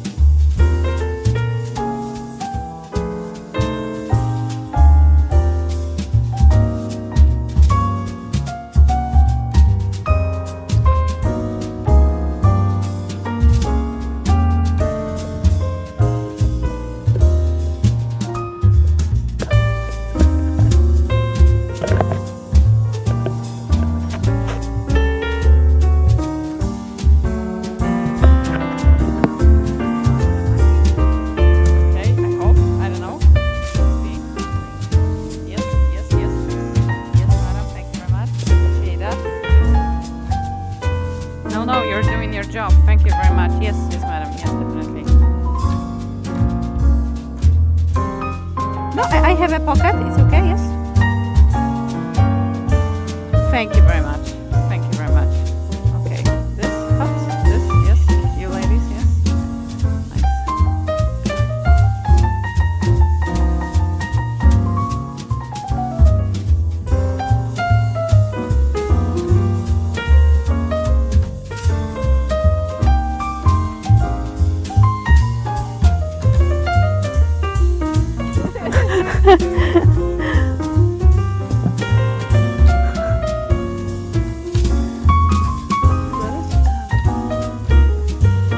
Yep.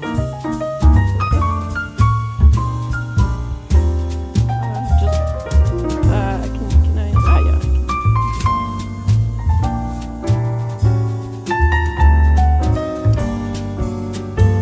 And we do a test. No? That's fine. Okay. All right. Exactly. So no test. No test apparently. It just works.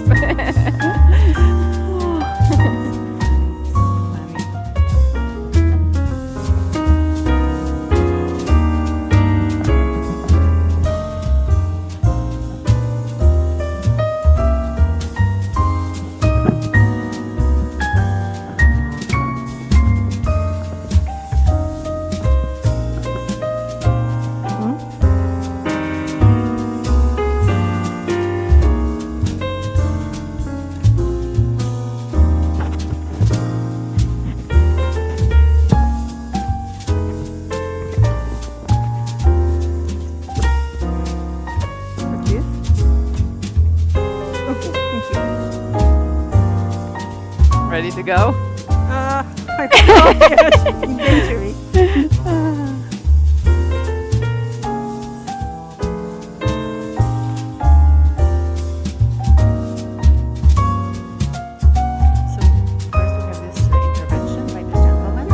I don't know. I was expecting it to be right after, and then it wasn't, and I was like, Oh, okay. or they skipped it. Oh, okay. Okay. Wonder. Well, let's see. Yes, exactly. Exactly. Work in progress. Work in progress. Oh, yes. Oh, nice to meet you. Yes. Oh.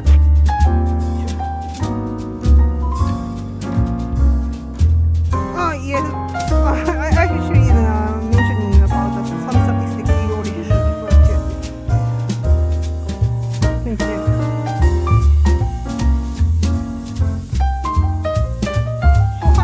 So how long have you been in Italy?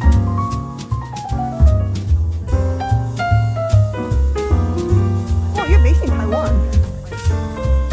Oh, okay. Oh, gosh, yes.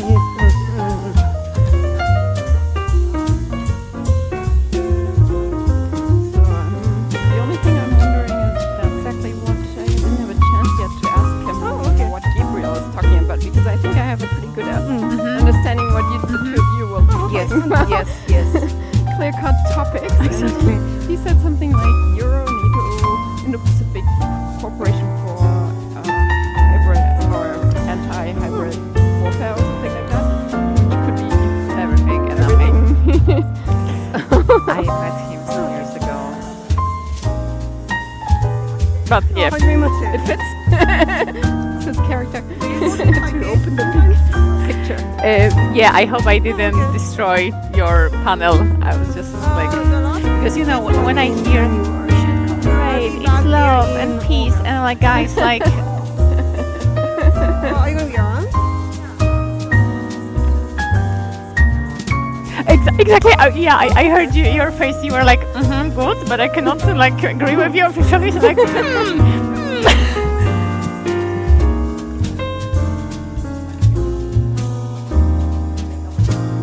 like, give me concrete, you know. Don't give me.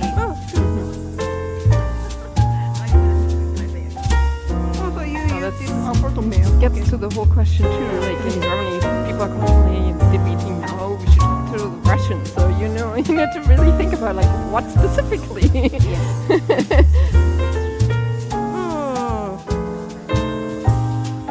Yeah.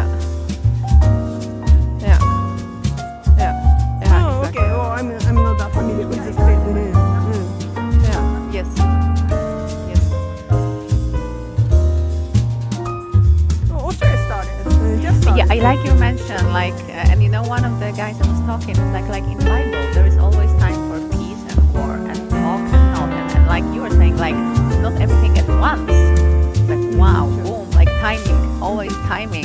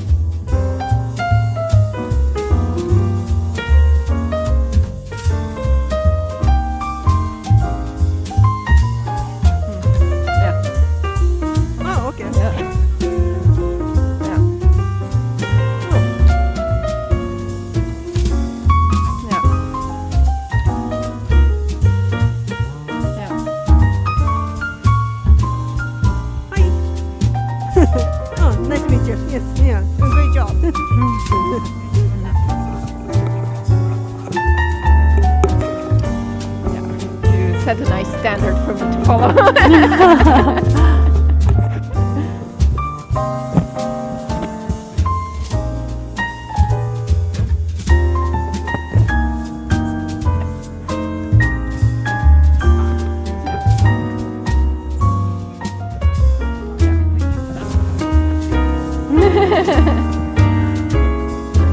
We'll push these guys. Yes, ma'am. At your service.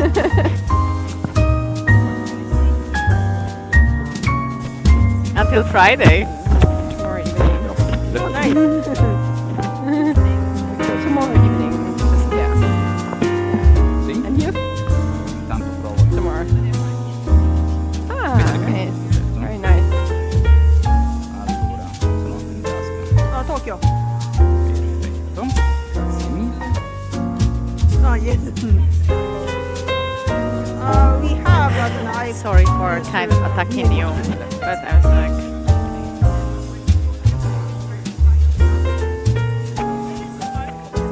Yes, of course. Like. Oh, we have ding, that. ding. No? Oh, okay. Oh, yeah, easier. Tokyo. In detail. Yeah, give me some concretes. Exactly. Oh, it doesn't fit.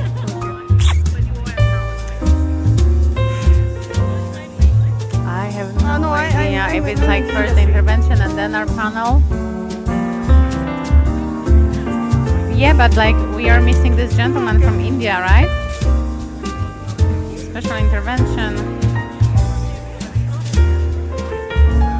No, he was never to arrive. So like we're like, okay, so should we start now, or so we is have the him, intervention or still on? Because we don't know. We don't know. So this will be before, and then after that, I still have 1 hour for the panel. Okay.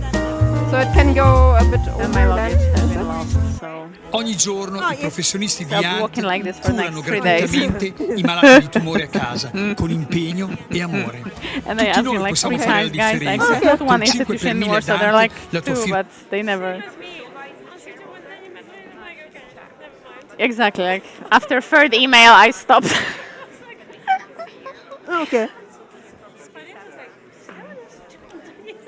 Oh, great. Thank you. Mihoko? Mihoko? Let them think, yeah. Matsubara-san. So Should we? There's going to be the intervention that was in the program here. Okay. It's going to be before our panel, and then after that. Okay, we sure. go. Oh. Hello, good evening. You have already heard about me. I'm the director. We will now have a special intervention by the Ambassador Rajendra Abhyankar. He is chairman of the Kunzru Center of Defense Studies and Research on Pune, and former professor of practice in Indiana University and visiting professor of the Purdue University. Please, Ambassador. Oh, so he's here. Sorry, pardon me. He's Then here we will apparently. have the panel as per program.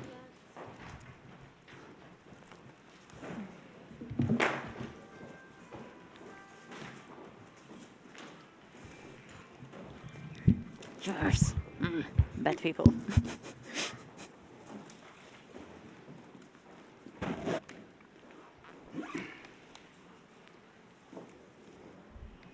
Well, good afternoon. I was supposed to speak before the coffee, but it looks like I didn't mind it too much because I was quite happy to have my coffee and then spoke to speak to you.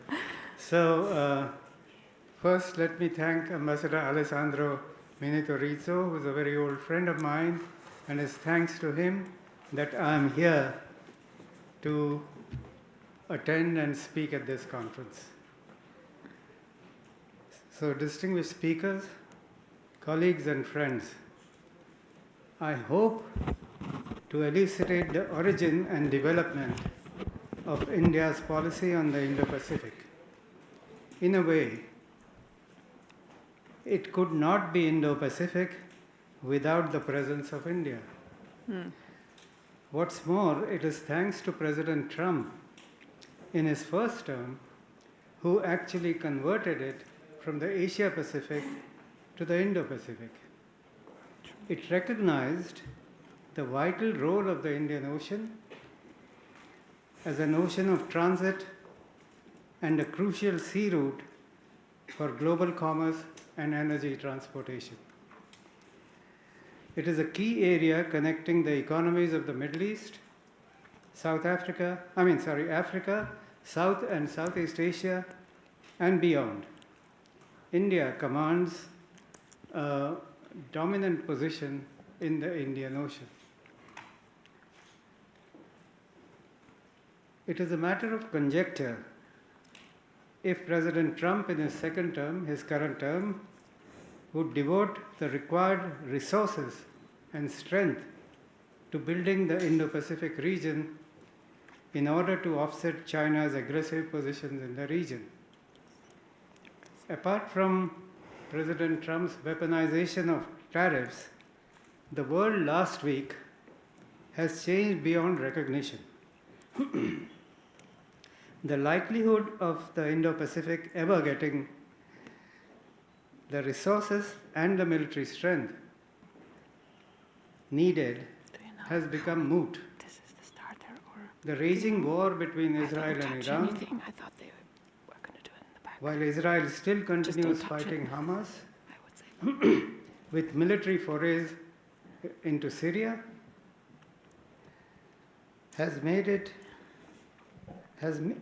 it appears to be it is dependent largely on Israel's attempt at regional domination of the Middle East.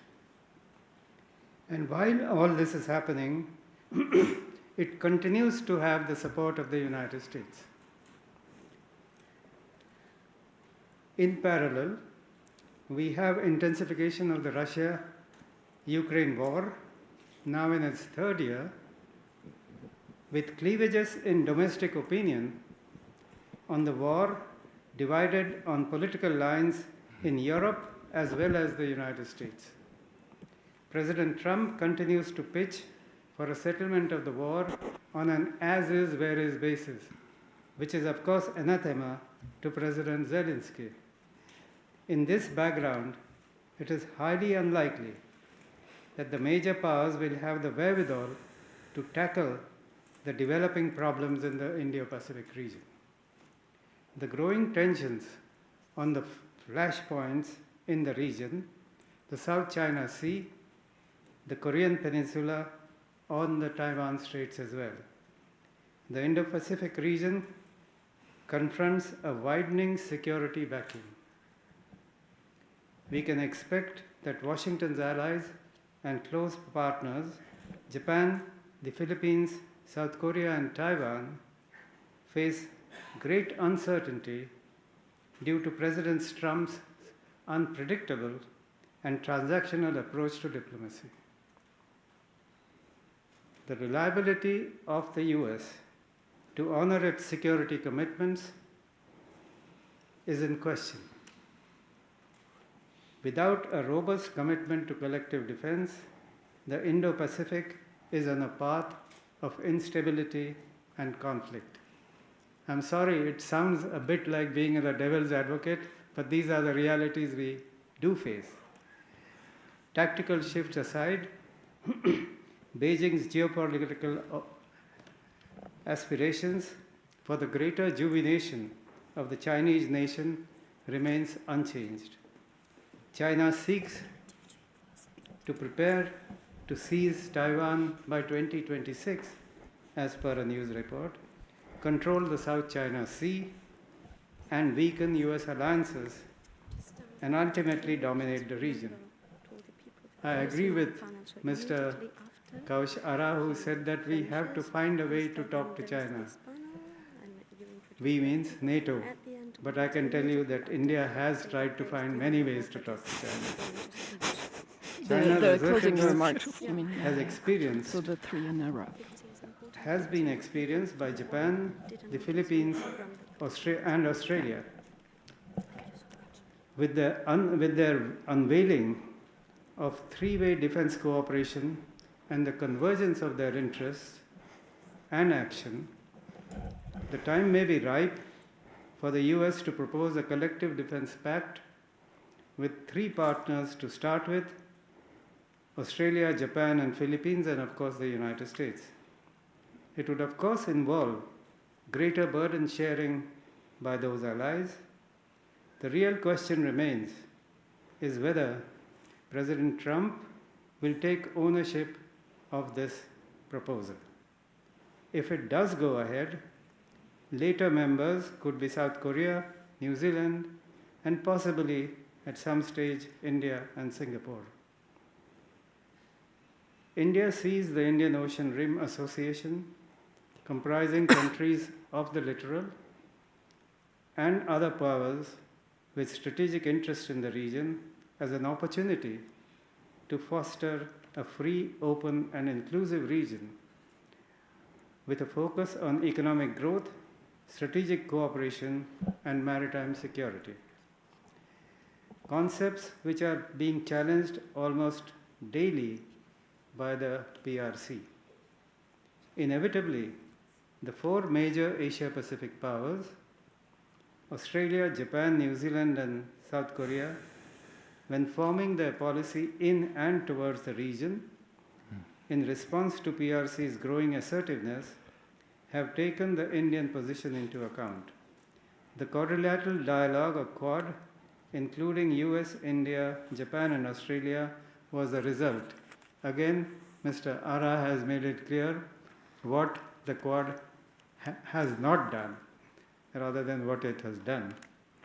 For its part, in confronting the concept of Indo-Pacific, India was in a dilemma.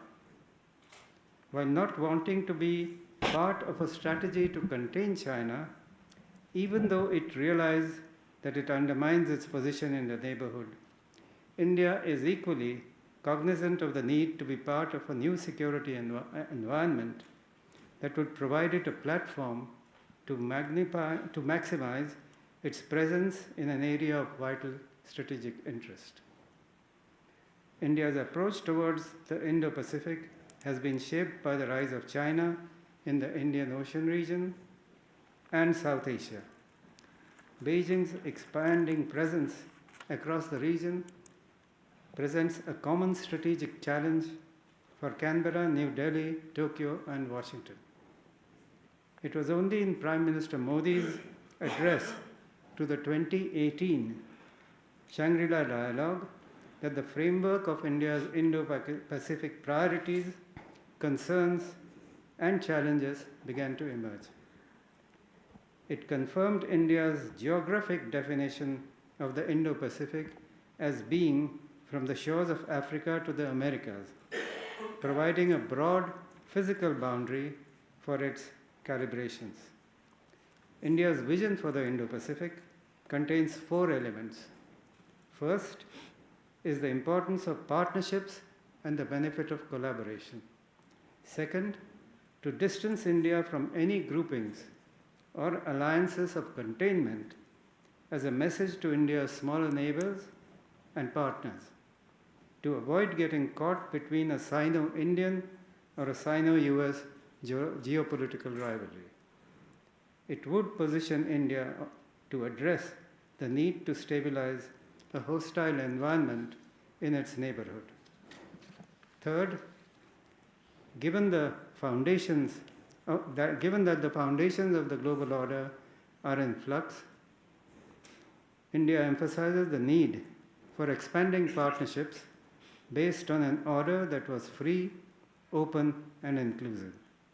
Fourth, India puts ASEAN at the heart of its Indo-Pacific vision, believing that in the changing world order, India must be one of the founding pillars. India, through increasing collaboration and real partnerships, has been able to expand its role in the wide region.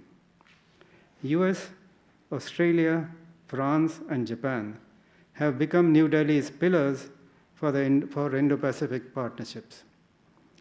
It has also extended its collaboration with other players in Africa, Indonesia, Oman, and Singapore in Asia, and the European Union. India has a critical group of partnerships with island communities across the Indian Ocean, the Pacific Ocean, reaching as far as the Caribbean. In the current context, India's management of its relationship with Iran and Russia will shape its own priorities in the larger security architecture. Beijing's ambition will nevertheless undermine India's strategic interests, and it will remain at the forefront of India's strategic challenges. As key partners in the Indo-Pacific move forward, they will have to accept that their respective Indo-Pacific visions will never mutually align completely. Increasingly value-based and shared interests will have to become the basis for partnership. It will also acknowledge the difference in priorities, theaters, and regional dynamics, given that each nation has a different appetite and available resources, while their threat perception also differs. Finally, India will also be faced with complex and challenging questions. More often than not, India will find itself in a position of having to balance its relationships with strategic partners like it had to do in the Ukraine-Russia war. Often India's strategic interests might appear to conflict with its traditional posture of strategic autonomy. Here again, I'll refer to Mr. Ara's comment of whether actually India's strategic autonomy increases by having more partners who give it strength. This is again a question that needs long consideration. Going forward, India's actions and deliverables in the Indo-Pacific will lay the foundation for its role in a new global architecture. Thank you.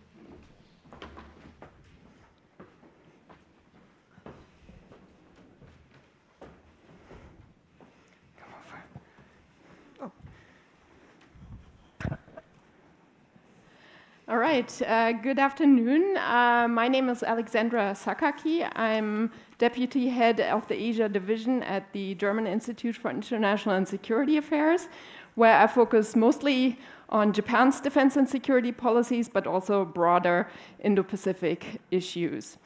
One note on timekeeping, you may have noticed that the schedule was shifted with the intervention after the break. I will give the panel 1 hour as was originally scheduled, so we're going to run a bit later than originally planned. And I also want to already tell you that we will have the closing remarks right after that. The panel that we have here now is going to focus on hybrid warfare, which, as the panel description in the program rightly points out, has been around for quite some time. But we see that the intensity and scale of challenges is increasing. We see increasing number of cyber attacks, disinformation, economic coercion, physical attacks also, sabotage against critical infrastructure, as was already set out in the previous panels. So NATO has been paying more attention, including with the partnerships with the IP4 countries. And we're going to look in this panel at specifically what are the challenges in both regions, and also how could cooperation move forward, which was a leftover from the first session to get into more concrete cooperation areas. Let me introduce briefly the three speakers that we have for this panel. We have from Japan, Mihoko Matsubara. Mihoko is a chief cybersecurity strategist at NTT Corporation in Tokyo, and she also holds a number of affiliations with international think tanks such as the IISS and Pacific Forum CSIS. At NTT, one of Mihoko's responsibilities is expanding and strengthening the networks with global thought leaders and academia, government, industry, by sharing both entities and also Japan's experiences and efforts in cybersecurity. And Mihoko has also served the Japanese government in various capacities, for example, through government policy committees between 2014 and 2018. The second speaker that we have is Dr. Gabriel Abundanza. Gabriel is a Marie Curie Fellow at the University of Madrid and also Associate Researcher at the University of Sydney, where he got his PhD, and Associate Fellow at the Italian Institute for International Affairs. He specializes in Great and Middle Power theory, irregular migration, governance, Italian and Australian foreign and security policy, and the Indo-Pacific more broadly. Finally, we have Dr. Joanna Siqueira. Joanna is an expert in international law and the Indo-Pacific region. She is assistant professor at the War Studies University in Warsaw in Poland, and also a fellow at the Atlantic Council in Washington, D.C. And she has been a NATO consultant for more than 4 years. And in fact, she recently published with other scholars a report for NATO Allied Command Transformation on the Sino-Russian cooperation, which I can highly recommend. Without further ado, I would like to hand over to Mihoko for her remarks. And yeah, the floor is yours. So thank you so much for having me today. So I actually have some slides. Oh, great. Thank you so much. So great. So I'd like to share my Japanese perspective, because now we have an ongoing war in Ukraine, and we are very concerned about the potential conflict in the Taiwan Strait. So I'd like to connect how the lessons from the ongoing war in Ukraine can be applicable or non-applicable to potential conflict in the Taiwan Strait from the Japanese perspective. Okay, so why Taiwan crisis is relevant to European audiences? Of course, it's quite obvious and it's very relevant to the Indo-Pacific region, but why to the European audiences? So Dr. Christina Lin already talked a lot about some statistics from Taiwan. So Taiwan has been serving a great economic power to the European people and the countries. So Taiwan manufactures over 60% of global semiconductors in the global market and over 90% of advanced semiconductors in the global market. And more than that, over 20% of global trade are actually coming through the Taiwan Strait. So imagine what would happen to the global market or economy if anything happened to the Taiwan Strait. And also, did you know that 30,000 European citizens currently reside in Taiwan? Are you sure you can save and relocate all of the 30,000 European citizens safely and securely from Taiwan to Europe if anything happens to the Taiwan Strait? Just imagine that. So maybe we have less than 2 years if anything happened to that region. So it is called the Davidson window. So Admiral Philip Davidson, a former commander of U.S. Indo-Pacific Command, stated during the U.S. Senate Armed Services Committee in March 2021 that Taiwan is clearly one of their ambitions before that. And I think the threat is manifest during this decade, in fact, in the next 6 years, because he said back in 2021, so that is why it is called Davidson window in 2027. And there have been the repeated references to the year of 2027. It might be the deadlines for the Chinese to integrate Taiwan to the mainland of China. For instance, CIA Director William Burns and also the current commander of the U.S. Indo-Pacific Command, Admiral Paparo, in 2025. And of course, the U.S. Defense Secretary Pete Hegseth said that very clearly during the Shangri-La dialogue in June 2025. But we haven't seen anything related to the potential conflict in the Taiwan Strait. Maybe actually already happening in the cyberspace.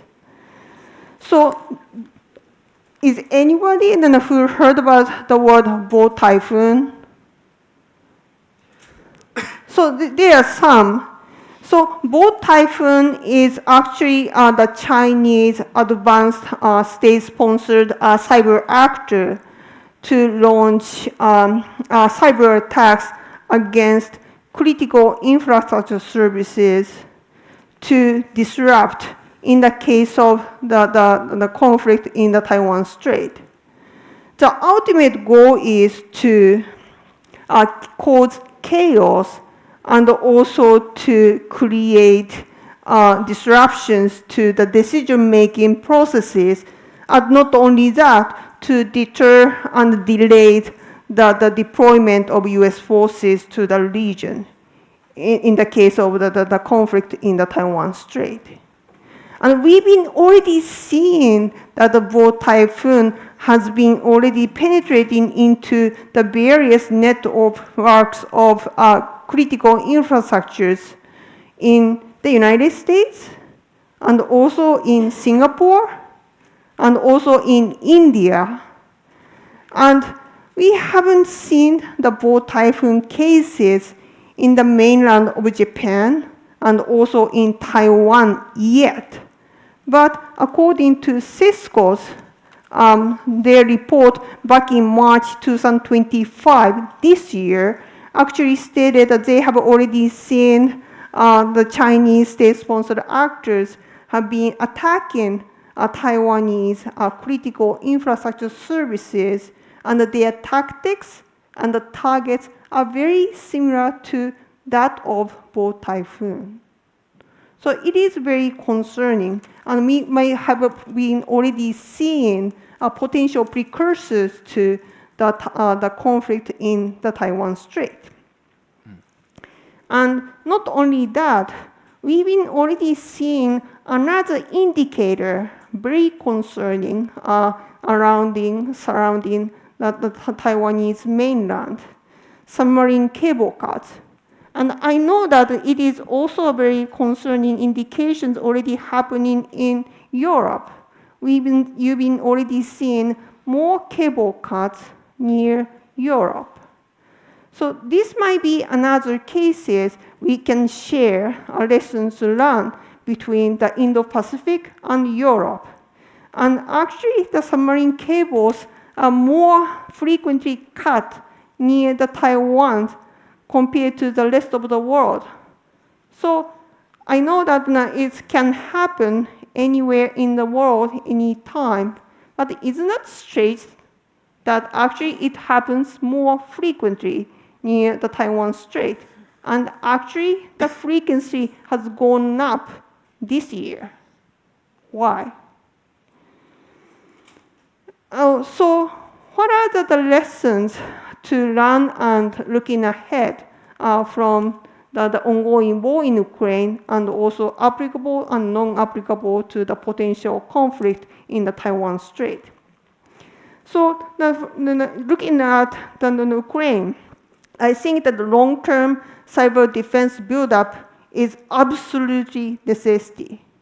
So the Ukraine has took advantage of 8 years between the 2014 and 2022 to advance their cyber defenses. And also they had early warnings to defend Ukraine way before Russia invaded to Ukraine in February 2022. But this might not be applicable to Taiwan, because there the difference between the geography between the Europe and Taiwan, islands versus continent. And if China is carefully observing what's happening in Ukraine, they may not want to give any early warnings and to give time for Taiwanese or Americans and Japanese to prepare for potential invasions. And also, because Ukraine is on the continent, and they didn't have to worry too much about submarine cables cut. But Japan and Taiwan are already dependent on the 90% of their communications through the submarine cables. So I think this is a time for the Indo-Pacific people and the European countries to share potential lessons learned from Ukraine, and also to prepare for potential conflict in the Taiwan Strait. Thank you.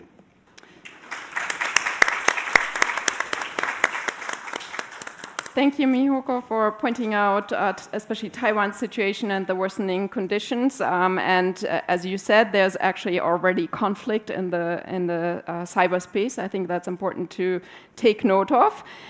We will turn to the next speaker, Gabriel, and move on with your input, please. Fantastic. Good afternoon, everyone. Thanks for being here. It's great to be back here at the NATO Foundation. I too would like to thank Ambassador Minutorizzo and President Politi, as well as Lorenza, Benedetta, the whole NATO Foundation staff, my colleagues, of course, and all of you for being here. So, hybrid warfare. Hybrid warfare is something that we will hear about increasingly in the future. Of course, the Indo-Pacific is a theater where such instances take place on a daily basis. Let me give you just a few examples from the past 5 years. We've had plenty of examples concerning the COVID-19 pandemic and its origin, its management, and or mismanagement. We've had plenty of examples concerning hybrid warfare when it came to the China-India clashes, to the India-Pakistan clashes. Of course, we've had countless examples when it came to Taiwan, a country that's been targeted countless times by Beijing with cyber attacks, with AI-generated deepfakes. with fully fledged military drills which resembled and simulated full-scale invasions, but we've also had hybrid warfare tactics applied to the narrative around the Fukushima wastewater debate, cyber espionage across the whole region. Anyone who lived and worked in the Indo-Pacific, not just me, there's plenty of people in this room, could tell you quite a few stories about that. New Caledonia and its unrest in 2024, which was aimed at destabilizing the French presence in the region, and the space dominion as well, which will be, make no mistake, the next venue when it comes to hybrid warfare. Thankfully, there are measures that are being taken to counter hybrid warfare in the Indo-Pacific. And this includes, somewhat surprisingly perhaps, even Europe. We all know that Europe joined the Indo-Pacific debate rather late. However, it is making up for lost time. Italy, for example, the country that is hosting us today, is a great example of how to make up for lost time by working steadily on normative, economic, and security trajectories with Indo-Pacific partners. Then we also have a proverbial elephant in the room. In this case, that's the United States, with its erratic and, we could say, potentially destabilizing foreign policy. However, the very existence of the Indo-Pacific 4 grouping and similar groupings is a way to partially, at least partially, offset this and to continue working with the United States, which is, of course, a crucial partner for both Europe and many Indo-Pacific allies and/or partners. All of which brings us to actual cooperation when it comes to hybrid warfare. And we have quite a few examples, starting with NATO. NATO recognizes hybrid warfare as a strategic challenge since the 2014 Russian invasion of Ukraine. Also, from the Wales NATO summit of 2014, it has been attested that large hybrid attacks, including very large cyber attacks alone, could potentially trigger Article 5. In 2018, NATO established its own counter-hybrid response teams, so NATO is, of course, quite well prepared. But there's the European Union as well, which took stock of the situation somewhat late. We all know that the European Union is not perfect, is not an extremely rapid supranational entity, and yet, in 2022, it did acknowledge the existence of and the threat of hybrid warfare. It created and established the hybrid toolbox. It also established in 2024, so last year, a comparable hybrid response teams, which is, as I said, comparable to the NATO hybrid response team, and thankfully there is cross-institutional cooperation as well, especially between NATO and the European Union. Not only because they share 23 member states, which is something we shouldn't really forget, but also because they have dozens and dozens of joint actions in the security field, about a fifth of which pertain to the hybrid sector. Now, all of this has led to something very tangible, the establishment of the European Counter-Hybrid Center of Excellence, which is located in Helsinki, in Finland, and provides support to partner countries with training courses, workshops, research papers, and many other valuable initiatives. So, my point is that something comparable could be established in the Indo-Pacific as well. This is a refresher of idea that's been voiced before, but it hasn't eventuated yet. I'd like to remind that centers of excellence, even those that pertain to the hybrid sphere, do not necessarily need to be hosted by NATO member countries. Finland was not a NATO member in 2017. And in my view, 5 main criteria should be attached to where and when and how we could establish an Indo-Pacific hybrid center. First of all, the ideal host country should be a member of NATO's interoperability platform, which has 21 members, 7 of which are Indo-Pacific countries. Secondly, ideally, this host country would be an IP4 country. We know the untapped potential concerning the Indo-Pacific and the Indo-Pacific 4 in particular. Third, once again, ideally, it should be a member of the Enhanced Opportunity Partnerships. These are countries that do more, voluntarily of course, do more often, and sometimes even more effectively. Fourth, we should look at the level of Indo-Pacific involvement and activism.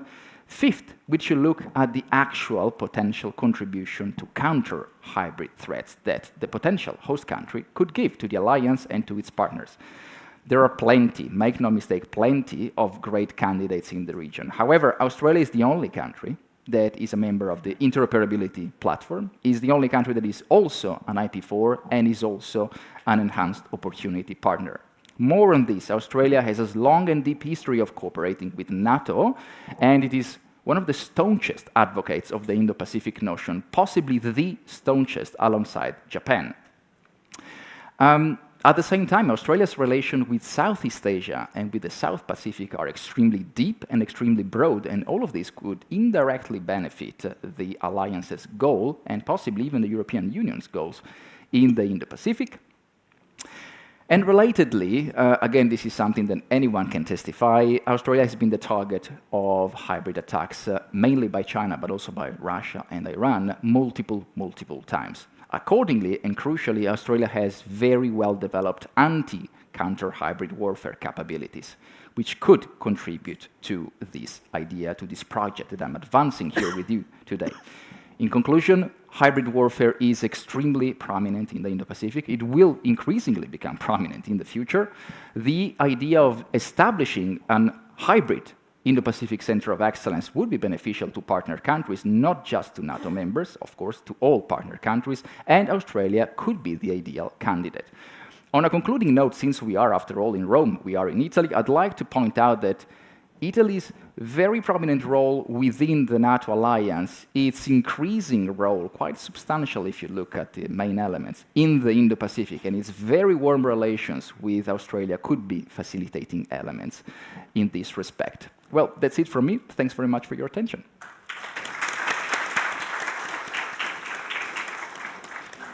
Thank you, Gabriel, for serving a bit more of especially what is happening on the EU and NATO side, and also making a proposal what could be further developed in terms of a center of excellence. We will come to Joanna for the last input on lawfare, and I hand over to you. Thank you very much. Ladies and gentlemen, good evening. Mr. President, I'm honored to be here. Organizing team, thank you for everything, and good to see old friends and meet new friends. Ladies and gents, I train armed forces within NATO, primarily Polish and American, but also Indian Navy. I'm a sailor myself. I sailed across Pacific. I did my PhD in New Zealand. I'm devoted to the Indo-Pacific. And what is so irritating for me that we are still blind, that there is a true Chinese threat for our democracies, for the way we live, for our freedoms of speech, our freedom of navigation, freedom of religion. Because I remember a few years back when Central Europeans, including my country, we were warning, hey, there is Russia, and Russia has this imperialistic approach. They have this appetite. Westerners were calling us Russophobes, laughing at us. Unfortunately, we were right. And now we are wondering, how about Chinese Communist Party with their approach, which is totally different for everything we stand for everything we are ready to defend. And again, from international law perspective, and I'm very honored that I can talk about international law, which is very often forgotten in debates about non-kinetic hybrid warfare. Everyone is still focusing on kinetic, sometimes cyber economy, but how about international law? And again, ladies and gents, Russia and China have mastered lawfare. They are experts in showing us how to maneuver within international law regulations, how to laugh at our treaties, our arrangements. And we are miserable, we are naive. And I will repeat that. I will repeat that because we must do something to change that. Ladies and gents, I will give you some examples, but I want you to see that law is already used as a weapon. And I know I always get negative comments from my colleagues, humanitarians, that how I dare to use weaponization of law term. But it's not me using this. I'm just describing the fact how Russia, China, and other terrorist organizations, they do use it, international law, and they remain unpunished. Okay? In China, that's the only country so far who codified legal warfare in its doctrine. It started in 1990s, where two army colonels they wrote about the usage of international law, but also internal law. Just to remind you, 2020 in Hong Kong, we had umbrella revolution. And what happened after? Beijing changed the law without thanks.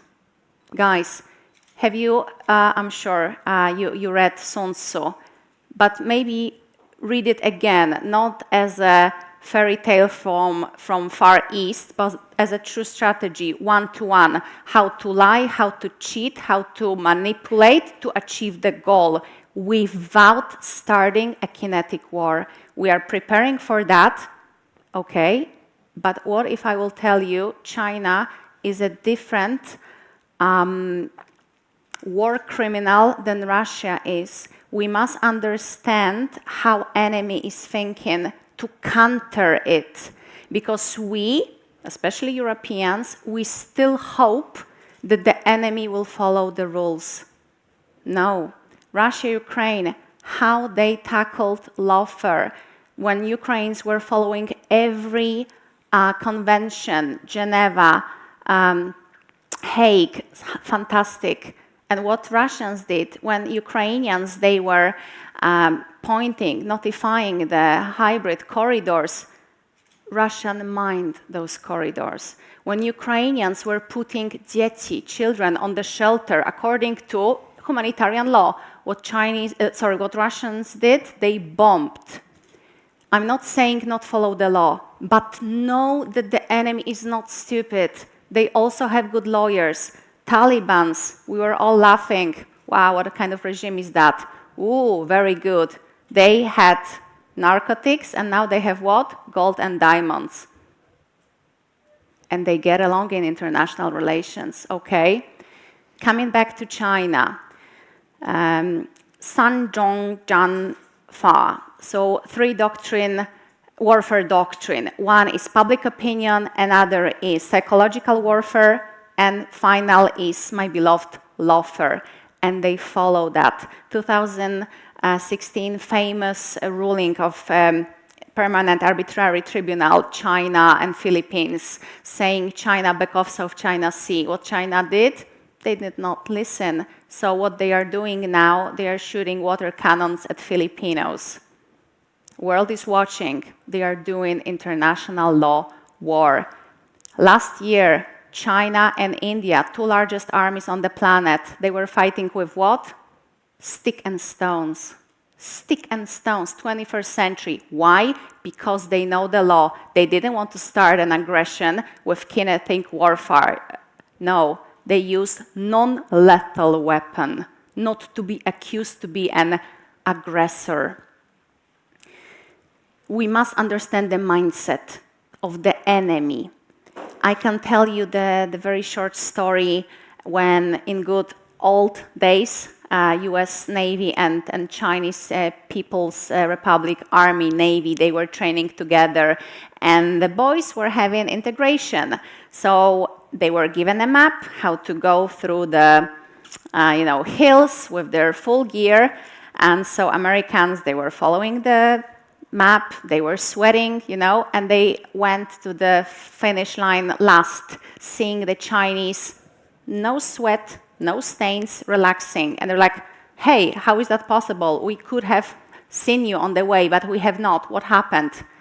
And Chinese went, it was not about following the rules. It was about winning. This is the mindset of understanding the law, of misusing the law. How ICC, International Criminal Court, we were so naive to issue an arrest warrant against Vladimir Putin, where Russia is not a member of the court. We did that next year against NATO. Is Israel in the court? Is not. So we are not using international law as we should. There are tools, but I dare to say there is no political will to finally tackle all the tools we have to protect democracy, human rights, transparency of public administration, and freedom of speech. Thank you, ladies and gents.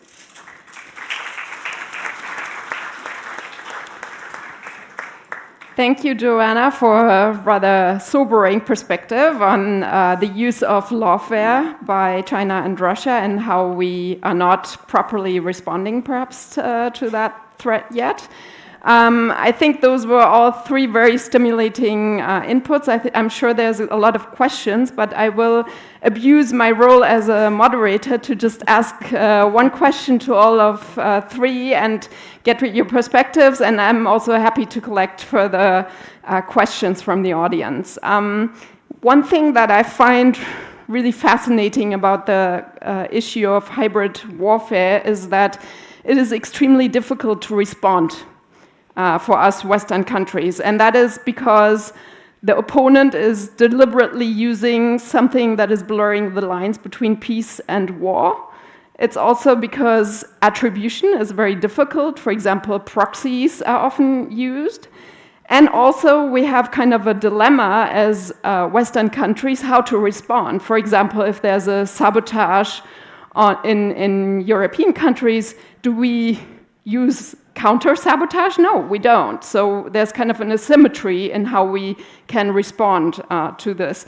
And so I'm interested in hearing your perspectives on how we can manage that dilemma. Should we focus on building resilience, on having deterrence by denial, essentially? Or should we go beyond that, thinking about deterrence by punishment, or perhaps other methods that you can think of? I'm interested in hearing your perspectives. Let me check if there's maybe one or two questions that we can add to that, and then you can respond to that. I see one in the back. Andrew McCann from the RUSI Centre for Finance and Security in the US Irregular Warfare Centre, and I look at economic levers and financial levers of power. Thanks to the panel for that excellent roundup across the range, and also the mitigations with a centre of excellence for countering hybrid threats. And following up on Alexander's question is we look at the cyber attacks on us, the critical underwater infrastructure attacks, lawfare, but we sometimes talk about the economy, talk about finance, but we don't talk about economic statecraft as much as we should do. Economic warfare, financial warfare, I think that's tied with a more aggressive posture. So just my question to you is within that context of the lawfare, protecting CNI, CUI, countering hybrid threats, when we move from competition through that spectrum into conflict, where do you see the role for more understanding and more activity in economic levers and financial levers of power, the economic warfare, the financial warfare aspects of this? Thank you. Thank you very much. I think it links somewhat to my question as well, so I think you can have a go at both of those. And I see one more question that we will take now, and then we'll turn back to the panel. Thank you very much. You know, three very interesting presentations. I would like to ask you something different, since we are working as a foundation on the concept of blended threats, where non-state actors have a very important part. Leave aside, please, the proxies. What is your view about, hybrid threats by non-state actors acting autonomously for their own interest? It could be not just terrorists, but organized crime, rogue companies. There is a wide area and galaxy in this. And lawfare, of course, at private level is, quite intense. Thank you very much. Thank you very much. So further question also on responding, but to the non-state actors. Shall we go in the opposite order this time again? Thank you for your question, for gentlemen, your two questions. I will maybe start from something which is funny, but unfortunately it is real. Do you know how NATO wants to tackle legal warfare? And there is official document, 3 pages, by issuing a brochure. Exactly. If there is already there that NATO's idea is to tackle legal operation, is to issue a brochure I was like, wow, where are we? Where are we? Where China and Russia are already in this, what you said, like private sector, so non-state actors. How about TikTok? We would be wondering, yeah, it's like just stupid, you know, scrolling thing. No, guys, it's growing another generation of people who would be ashamed of belonging to Western civilization, where they see all those videos blaming Western civilization for all the wars, blaming them for, you know, being devoted for a religion or a particular religion. In the US, we see that. Why there is this war about that? Because we are growing new generation of people who would never go and die for the country, for their values. And it's so cheap. It is so efficient. Because whenever I go to the US, I stay with my friends. It's like, Joanna, look what our kids are doing. They're just watching that. And so it's so, you know, they grow. The same in Russia. When I've been to Russia, and it's not Putin's war. People truly believe in that. They associate with them. We are, I mean, the enemies, they are growing the next generation. What are we doing in Oceania? There is such a level of poverty. When Chinese enter, they offer ambulance or they build, you know, a ground school. Awesome. And Americans come and say, hey, we'll give you freedom. Come on. If I would be, you know, Fijian or Tokelauan, I would be like, no, I prefer ambulance. I don't need your freedom. And where are we? What can we give other nations? How can we pragmatically show that if we invest now in the freedom, our children, grandchildren will have the same values what we have now? But so far, I think there is something missing here. Maybe I will give to my colleagues more to add. Gabriel? I see your point. Well, yes, what to do with hybrid threats and how to practically tackle them, including, of course, economic warfare and economic coercion, which is one of the favorite tactics of the second largest economy on the planet. And why not? In their place, we would probably do the same. So what to do about that? As I mentioned in my brief speech, increasing resilience in partner countries is crucial. If we get out of this beautiful building and talk to the average Joe, which is walking by our beautiful city, they would probably not know how to define hybrid warfare, hybrid threats. So we need to bang much more on this, but in a way that eschews purely militaristic views, because otherwise we would simply miss our audience in a way that I'm hoping that I'm not doing right now, for example.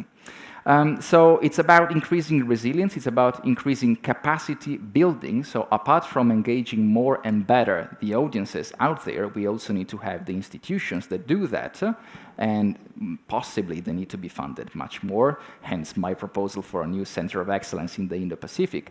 We need to increase literacy on hybrid warfare. We need to increase the literacy on cyber attacks, on fake news, on artificial intelligence. This is not being taught in our schools. It should be, because after all, in 20 years' time, they will be the next ruling class, and if we don't give them, our kids, the tools that they need, it's not just us failing today, it's us failing tomorrow. In terms of economic warfare, I'd like to borrow some of the favorite bywords and keywords of the European Union, which is admittedly great at finding great concepts and frameworks, friendshoring and de-risking. These are two beautiful concepts which would be enormously effective if applied thoroughly. They aren't, however. We should invest much more in friendshoring and de-risking. The reason we're not doing that, of course, is because this has a cost. And in a particular time frame of the 21st century, where most of the global north, let's say, economies are somewhat stagnant, this is an even greater bet that policymakers are not willing to take. So I would say resilience, capacity buildings, literacy, including in school curricula, as well as friendshoring and de-risking. There is no silver bullet for what we are aiming for here, but I think that these are some potentially good initiatives. Thank you, Mihoko. Sure. I'd like to take your question about the deterrence by punishment and deterrence by denial. I think that the both combination would be ideal to respond to cyber attacks, but basically the two major types of cyber attacks. One is cyber espionage, and one is cyber disruptions to disrupt or distract your critical infrastructure services like electricity, hospitals, or telecommunication services. So I would say that most, over like 90% of cyber attacks are targeting low-hanging fruit, like end of services or end of life software or hardwares, or like going through the known vulnerabilities that have been never patched. So if we, as cyber defenders, can patch everything and stop using end of life or end of services software and hardware, then I would say that we can make the life much harder for cyber attackers to launch cyber attacks, both cyber espionage and cyber disruptions to our critical infrastructure services and also our personal data and national defense related to intelligence. But in the end, it is also impossible for us to patch everything because again, cyber attackers are going through the low-hanging fruits, and 60% of cyber attackers are actually targeting small and medium-sized companies. Can we really expect that small and medium-sized companies can patch everything and can spend money on cyber defenses? No. And also that because in a hybrid warfare, cyber attackers also do cyber disruptions. So that is why Gabriel made a really great point. We need to raise the literacy of a hybrid warfare, including cyber defenses. And also, it is necessary for us to impose deterrence by punishment. But there's a difference between deterrence by punishment by kinetic attacks and also cyber attacks. So everybody in this room would know what can ballistic missiles and also nuclear weapons can do to human lives. But can you make a guess what can cyber attacks or cyber disruption can do to our lives? If we do a patching and a good cyber defenses, we cannot do a real calculation of what can cyber attacks can do to our lives. So that is why this deterrence by punishment is really difficult compared to kinetic attacks. Thank you. Okay, I see that we're supposed to finish by 6:10 p.m. with this panel. So we have maybe 2 questions or so that we can still take, and we'll do a quick round of responses. One question over there.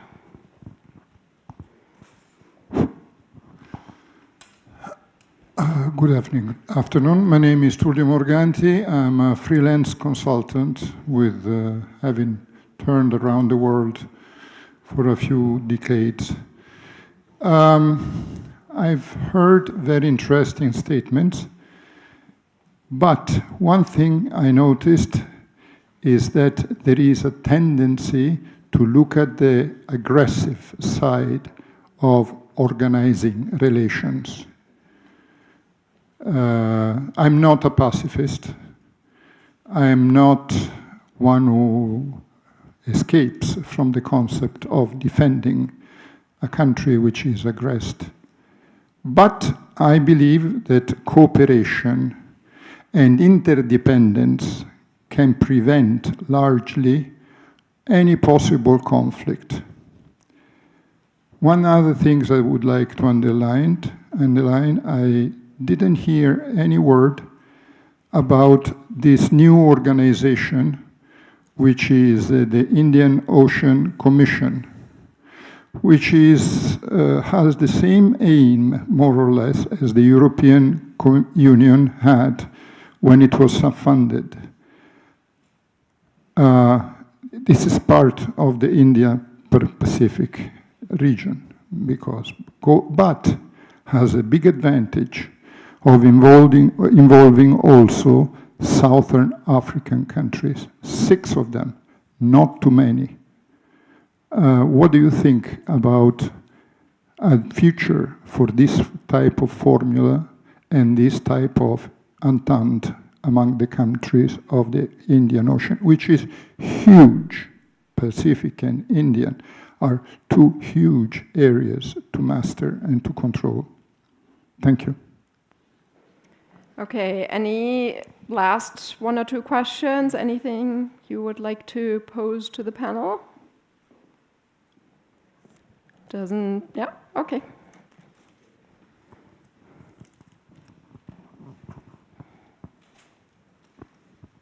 Yes, thank you very much for the panel, for the presentations. I would love to ask a question about NATO cybersecurity capabilities in 2025, considering hybrid threats from the Indo-Pacific, especially like China. How it is the NATO preparation at the moment, and how can NATO countries profit from hybrid threats and a correct response to Chinese or Eastern hybrid threats? Thank you very much. Thank you for your question. I would like to hand back to the panel. Mihoko, maybe we can again go in the original order and start with you. And I leave it up to you to pick and choose the questions that you would like to respond to, and also perhaps respond to anything that your co-panelists have said. So I'd like to respond to the second questions about the NATO responses to the Chinese cyber attacks. So whenever I talk to European security experts or European audiences, I tend to find that European countries are more concerned and also interested in responding to cyber attacks from Russia, rather than responding to cyber threats from North Korea or China. But these days, as we see in the ongoing war in Ukraine, Russia, China, and North Korea have been increasingly more collaborating on kinetic attacks and hybrid warfare. So I think this is a time for European countries and also the countries in the Indo-Pacific region, including Japan, to compare notes, because in the Indo-Pacific countries have more expertise on responding to the threats from China and North Korea, and you have more expertise to responding to the threats from Russia. So we can collaborate on more, so we can do better responses to cyber warfare from different countries. Okay, thank you. Gabriel? Thanks for your questions. They are very centered on our debate. I agree with Mr. Morganti. We shouldn't focus too much on the so-called hard security. We are talking, after all, aren't we, about hybrid threats? Well, I think that we should have hybrid responses then. We should have hard security when it's necessary, and it is necessary, of course, but we should also have capacity and coalition building on common matters. And this is, I think, the correct first step towards addressing hybrid threats in a more mature and long-term effective way. As per the second question, the cyber capabilities of NATO, what are we doing to prepare? What's the current response? Well, it's difficult to answer because what revisionist states do is something rather inexpensive and also very effective. Pretty much everything that they do in the cyber domain is below the threshold of Article 5, which is, of course, very smart, and why would they do anything else? We do not respond in the same way. We do respond, but not to the same with the same scale and with the same wide scope that they have. This is perhaps something that we should rethink, simply because of the reciprocity, which in international security is, of course, fundamental, and also because it is something that hasn't been done so far, always keeping in mind the will not to escalate too quickly. But again, if our rivals think outside of the box, why shouldn't we? Right, Joanna. I have a few words about this new organization because my doctorate was actually about Pacific regionalization, so that's spot on.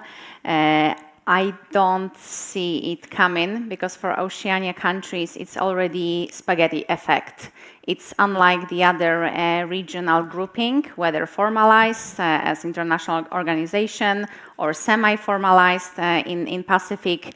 We have this multitude of different organizations, and also it's even this term of imposed law. Oceania people, they don't believe in our Western system of treaties and problems resolution. And the latest example is climate change, that they got so fed up with United Nations, who until now never issued a treaty about climate change, right? There was one document in 2021, but it was only stating that most countries who are not directly affected by climate change don't see a reason in establishing any treaty. So they started to act regionally. And by the way, that would be my present of a book to you, sir, but my luggage has been missing since this morning, so I hope tomorrow I will get it back. So again, to understand other legal cultures, how they tackle problem, it will not be how we do that in European Union through the shared norms. For them, it will be flipping off, their shoes, jumping under the tent, talking, and that would be legally binding. Because the terms of exclusive economic zones, or boundaries, or passports, this is our legal culture. So therefore, they are not convinced that our arrangements will save their sovereignty, their territory, their independence. Therefore, China is so effective in getting what they want, while still we, US, we expect them to play by our rules. This is not the way. All right, thank you very much. I would like to thank all the organizers for putting together this wonderful panel, and please join me in thanking our... And thank you to our moderator. Thank you.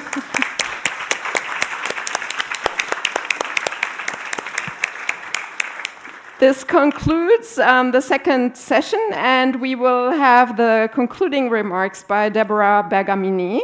Looking forward to that, and we will get off the stage.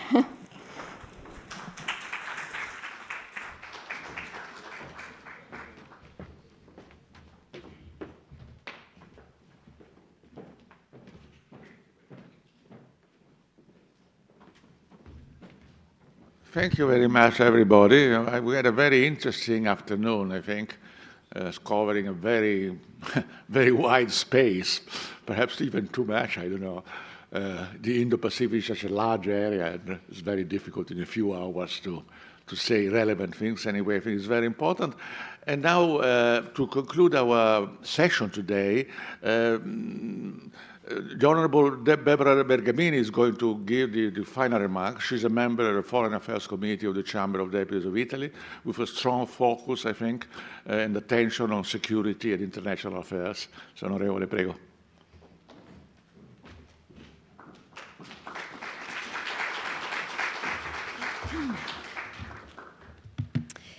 Grazie Presidente, Ambasciatore Minuto-Rizzo, buonasera. Just a few remarks in order to conclude this very relevant session, first part of this important event, and I want to thank the NATO Foundation Defense College also for thinking that maybe I am the right person to do some final remarks for this first part. While listening to the last panel, unfortunately, I wasn't able to come before because we had voting at the chamber. I was thinking that this morning, the Chamber of Deputies in Rome hosted another important and relevant event regarding the IMEC, the Indo-Mediterranean, the so-called Indo-Mediterranean corridor.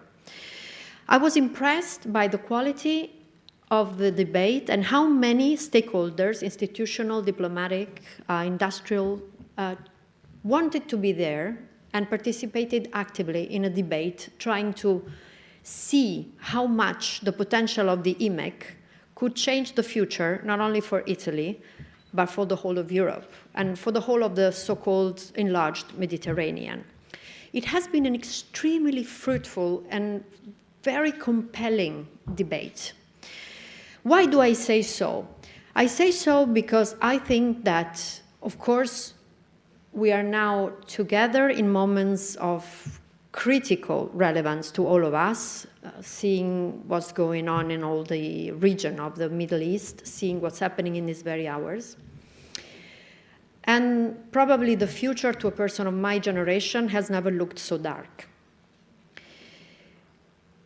But then, at the same time, I think that it's on our responsibility of all of us, all the fantastic experts that I have listened to, all of you, to try to shape this moment in the best form possible, meaning that we have to change radically our way to behave, to think, to be used to certain views or thoughts. And I say so because I am a long-term politician. I have been in the parliament for almost 20 years. I'm a active member of the Committee on Foreign Affairs. And I have seen the last 20 years of political life in my country, and I've seen so many changes. This one is the most incredible change I'm living, we're all living. And this calls to us. I really believe that a new global order is set to be established, but the problem is that this order cannot be written on paper, but must be constructed, built, and shaped together. One word that resonated along the debate and resonated this morning was interdependence or interconnection.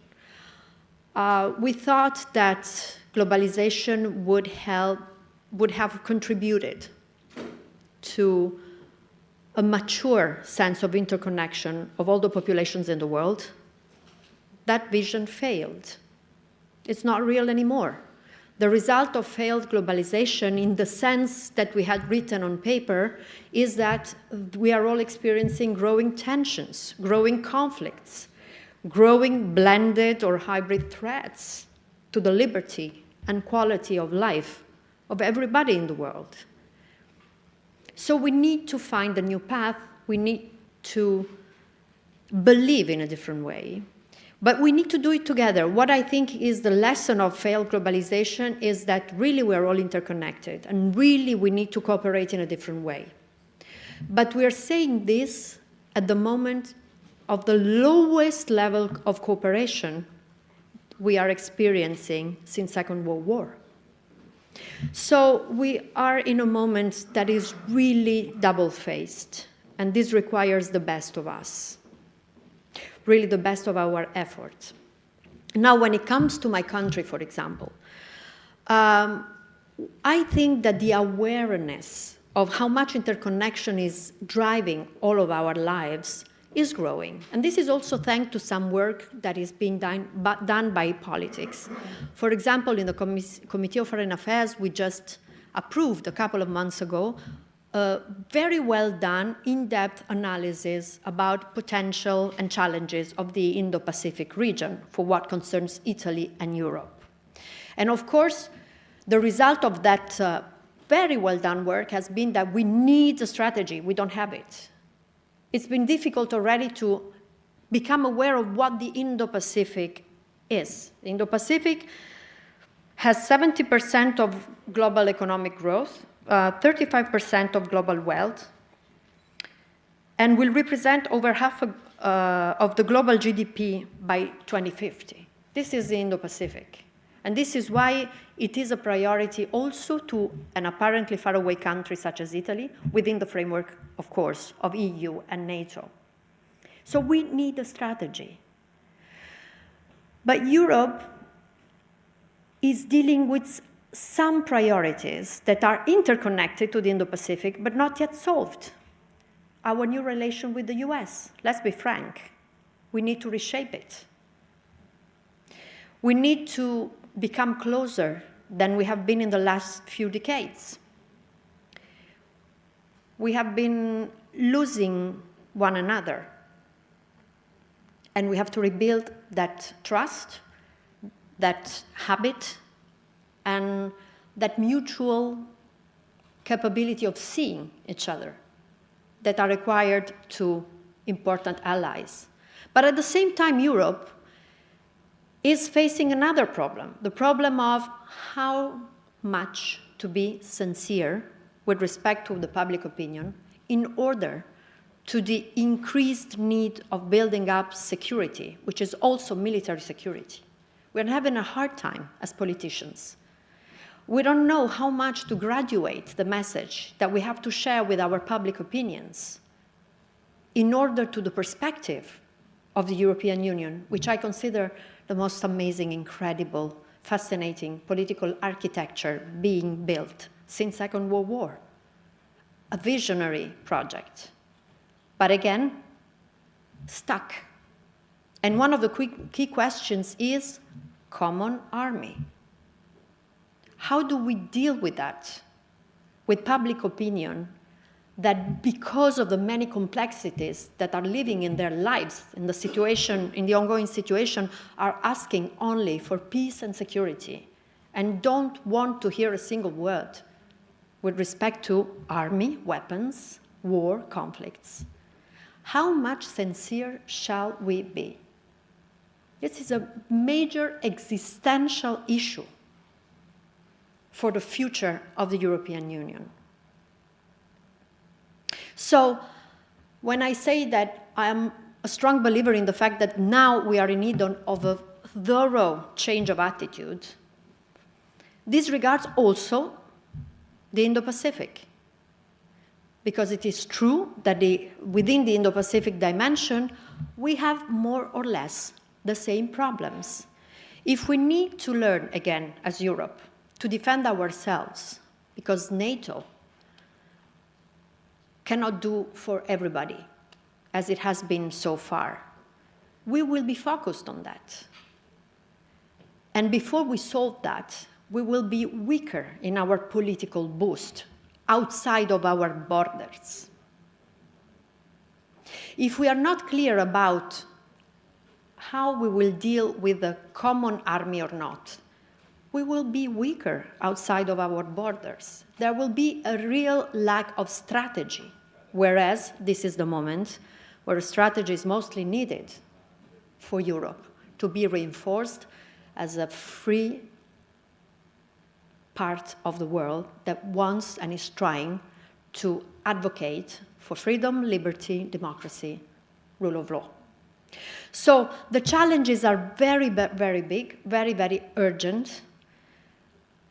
But because I'm a politician, I have to be optimistic, otherwise I'd rather change my job. I also think that also by listening to panels such as these that have taken place just now, or this morning at the IMEC Corridor event, or many other opportunities, or multilateral opportunities, I believe that we are learning, maybe slowly, maybe with some uncertainty, but we are starting to think in a different way. We are starting to really understand the true meaning of the word cooperation, which should be defense cooperation, industrial cooperation, cultural cooperation, knowledge cooperation. We are growing more and more aware that we are on the verge of a new world, a totally new world. And I don't forcibly think that the new world is going to be worse than the one that we are living. Actually, I'm a strong believer in technological innovation. I'm also a strong believer in artificial intelligence capabilities, provided that they are developed by liberal countries, not by authoritarian countries. I believe that the lesson of failed globalization has been learned. I believe that we are finding out that we humans, with all this technology, with all this complexity, are growing more aware and more intelligent, and maybe also more sensitive to what is real at the place of what is presented as real. So the challenge is huge, but I think that through an ongoing work that we're doing together, we will manage. So be ready. Let's all be ready for important choices, but also for a future that will give us more benefit than we probably expect today. Thank you.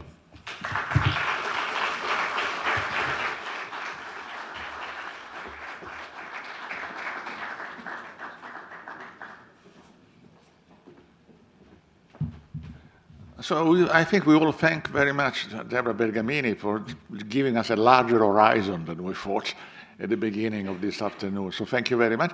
And this is the end of today's session. I think we have got a lot of new things. I think also even Ken looking at me, looking satisfied. Rajendra, I thank all the speakers, the moderators today. You've been very good. And this is the end of the session. Tomorrow, if you are still interested in the issue, 11 o'clock here, there will be another session with more interesting things to learn. Have a good evening.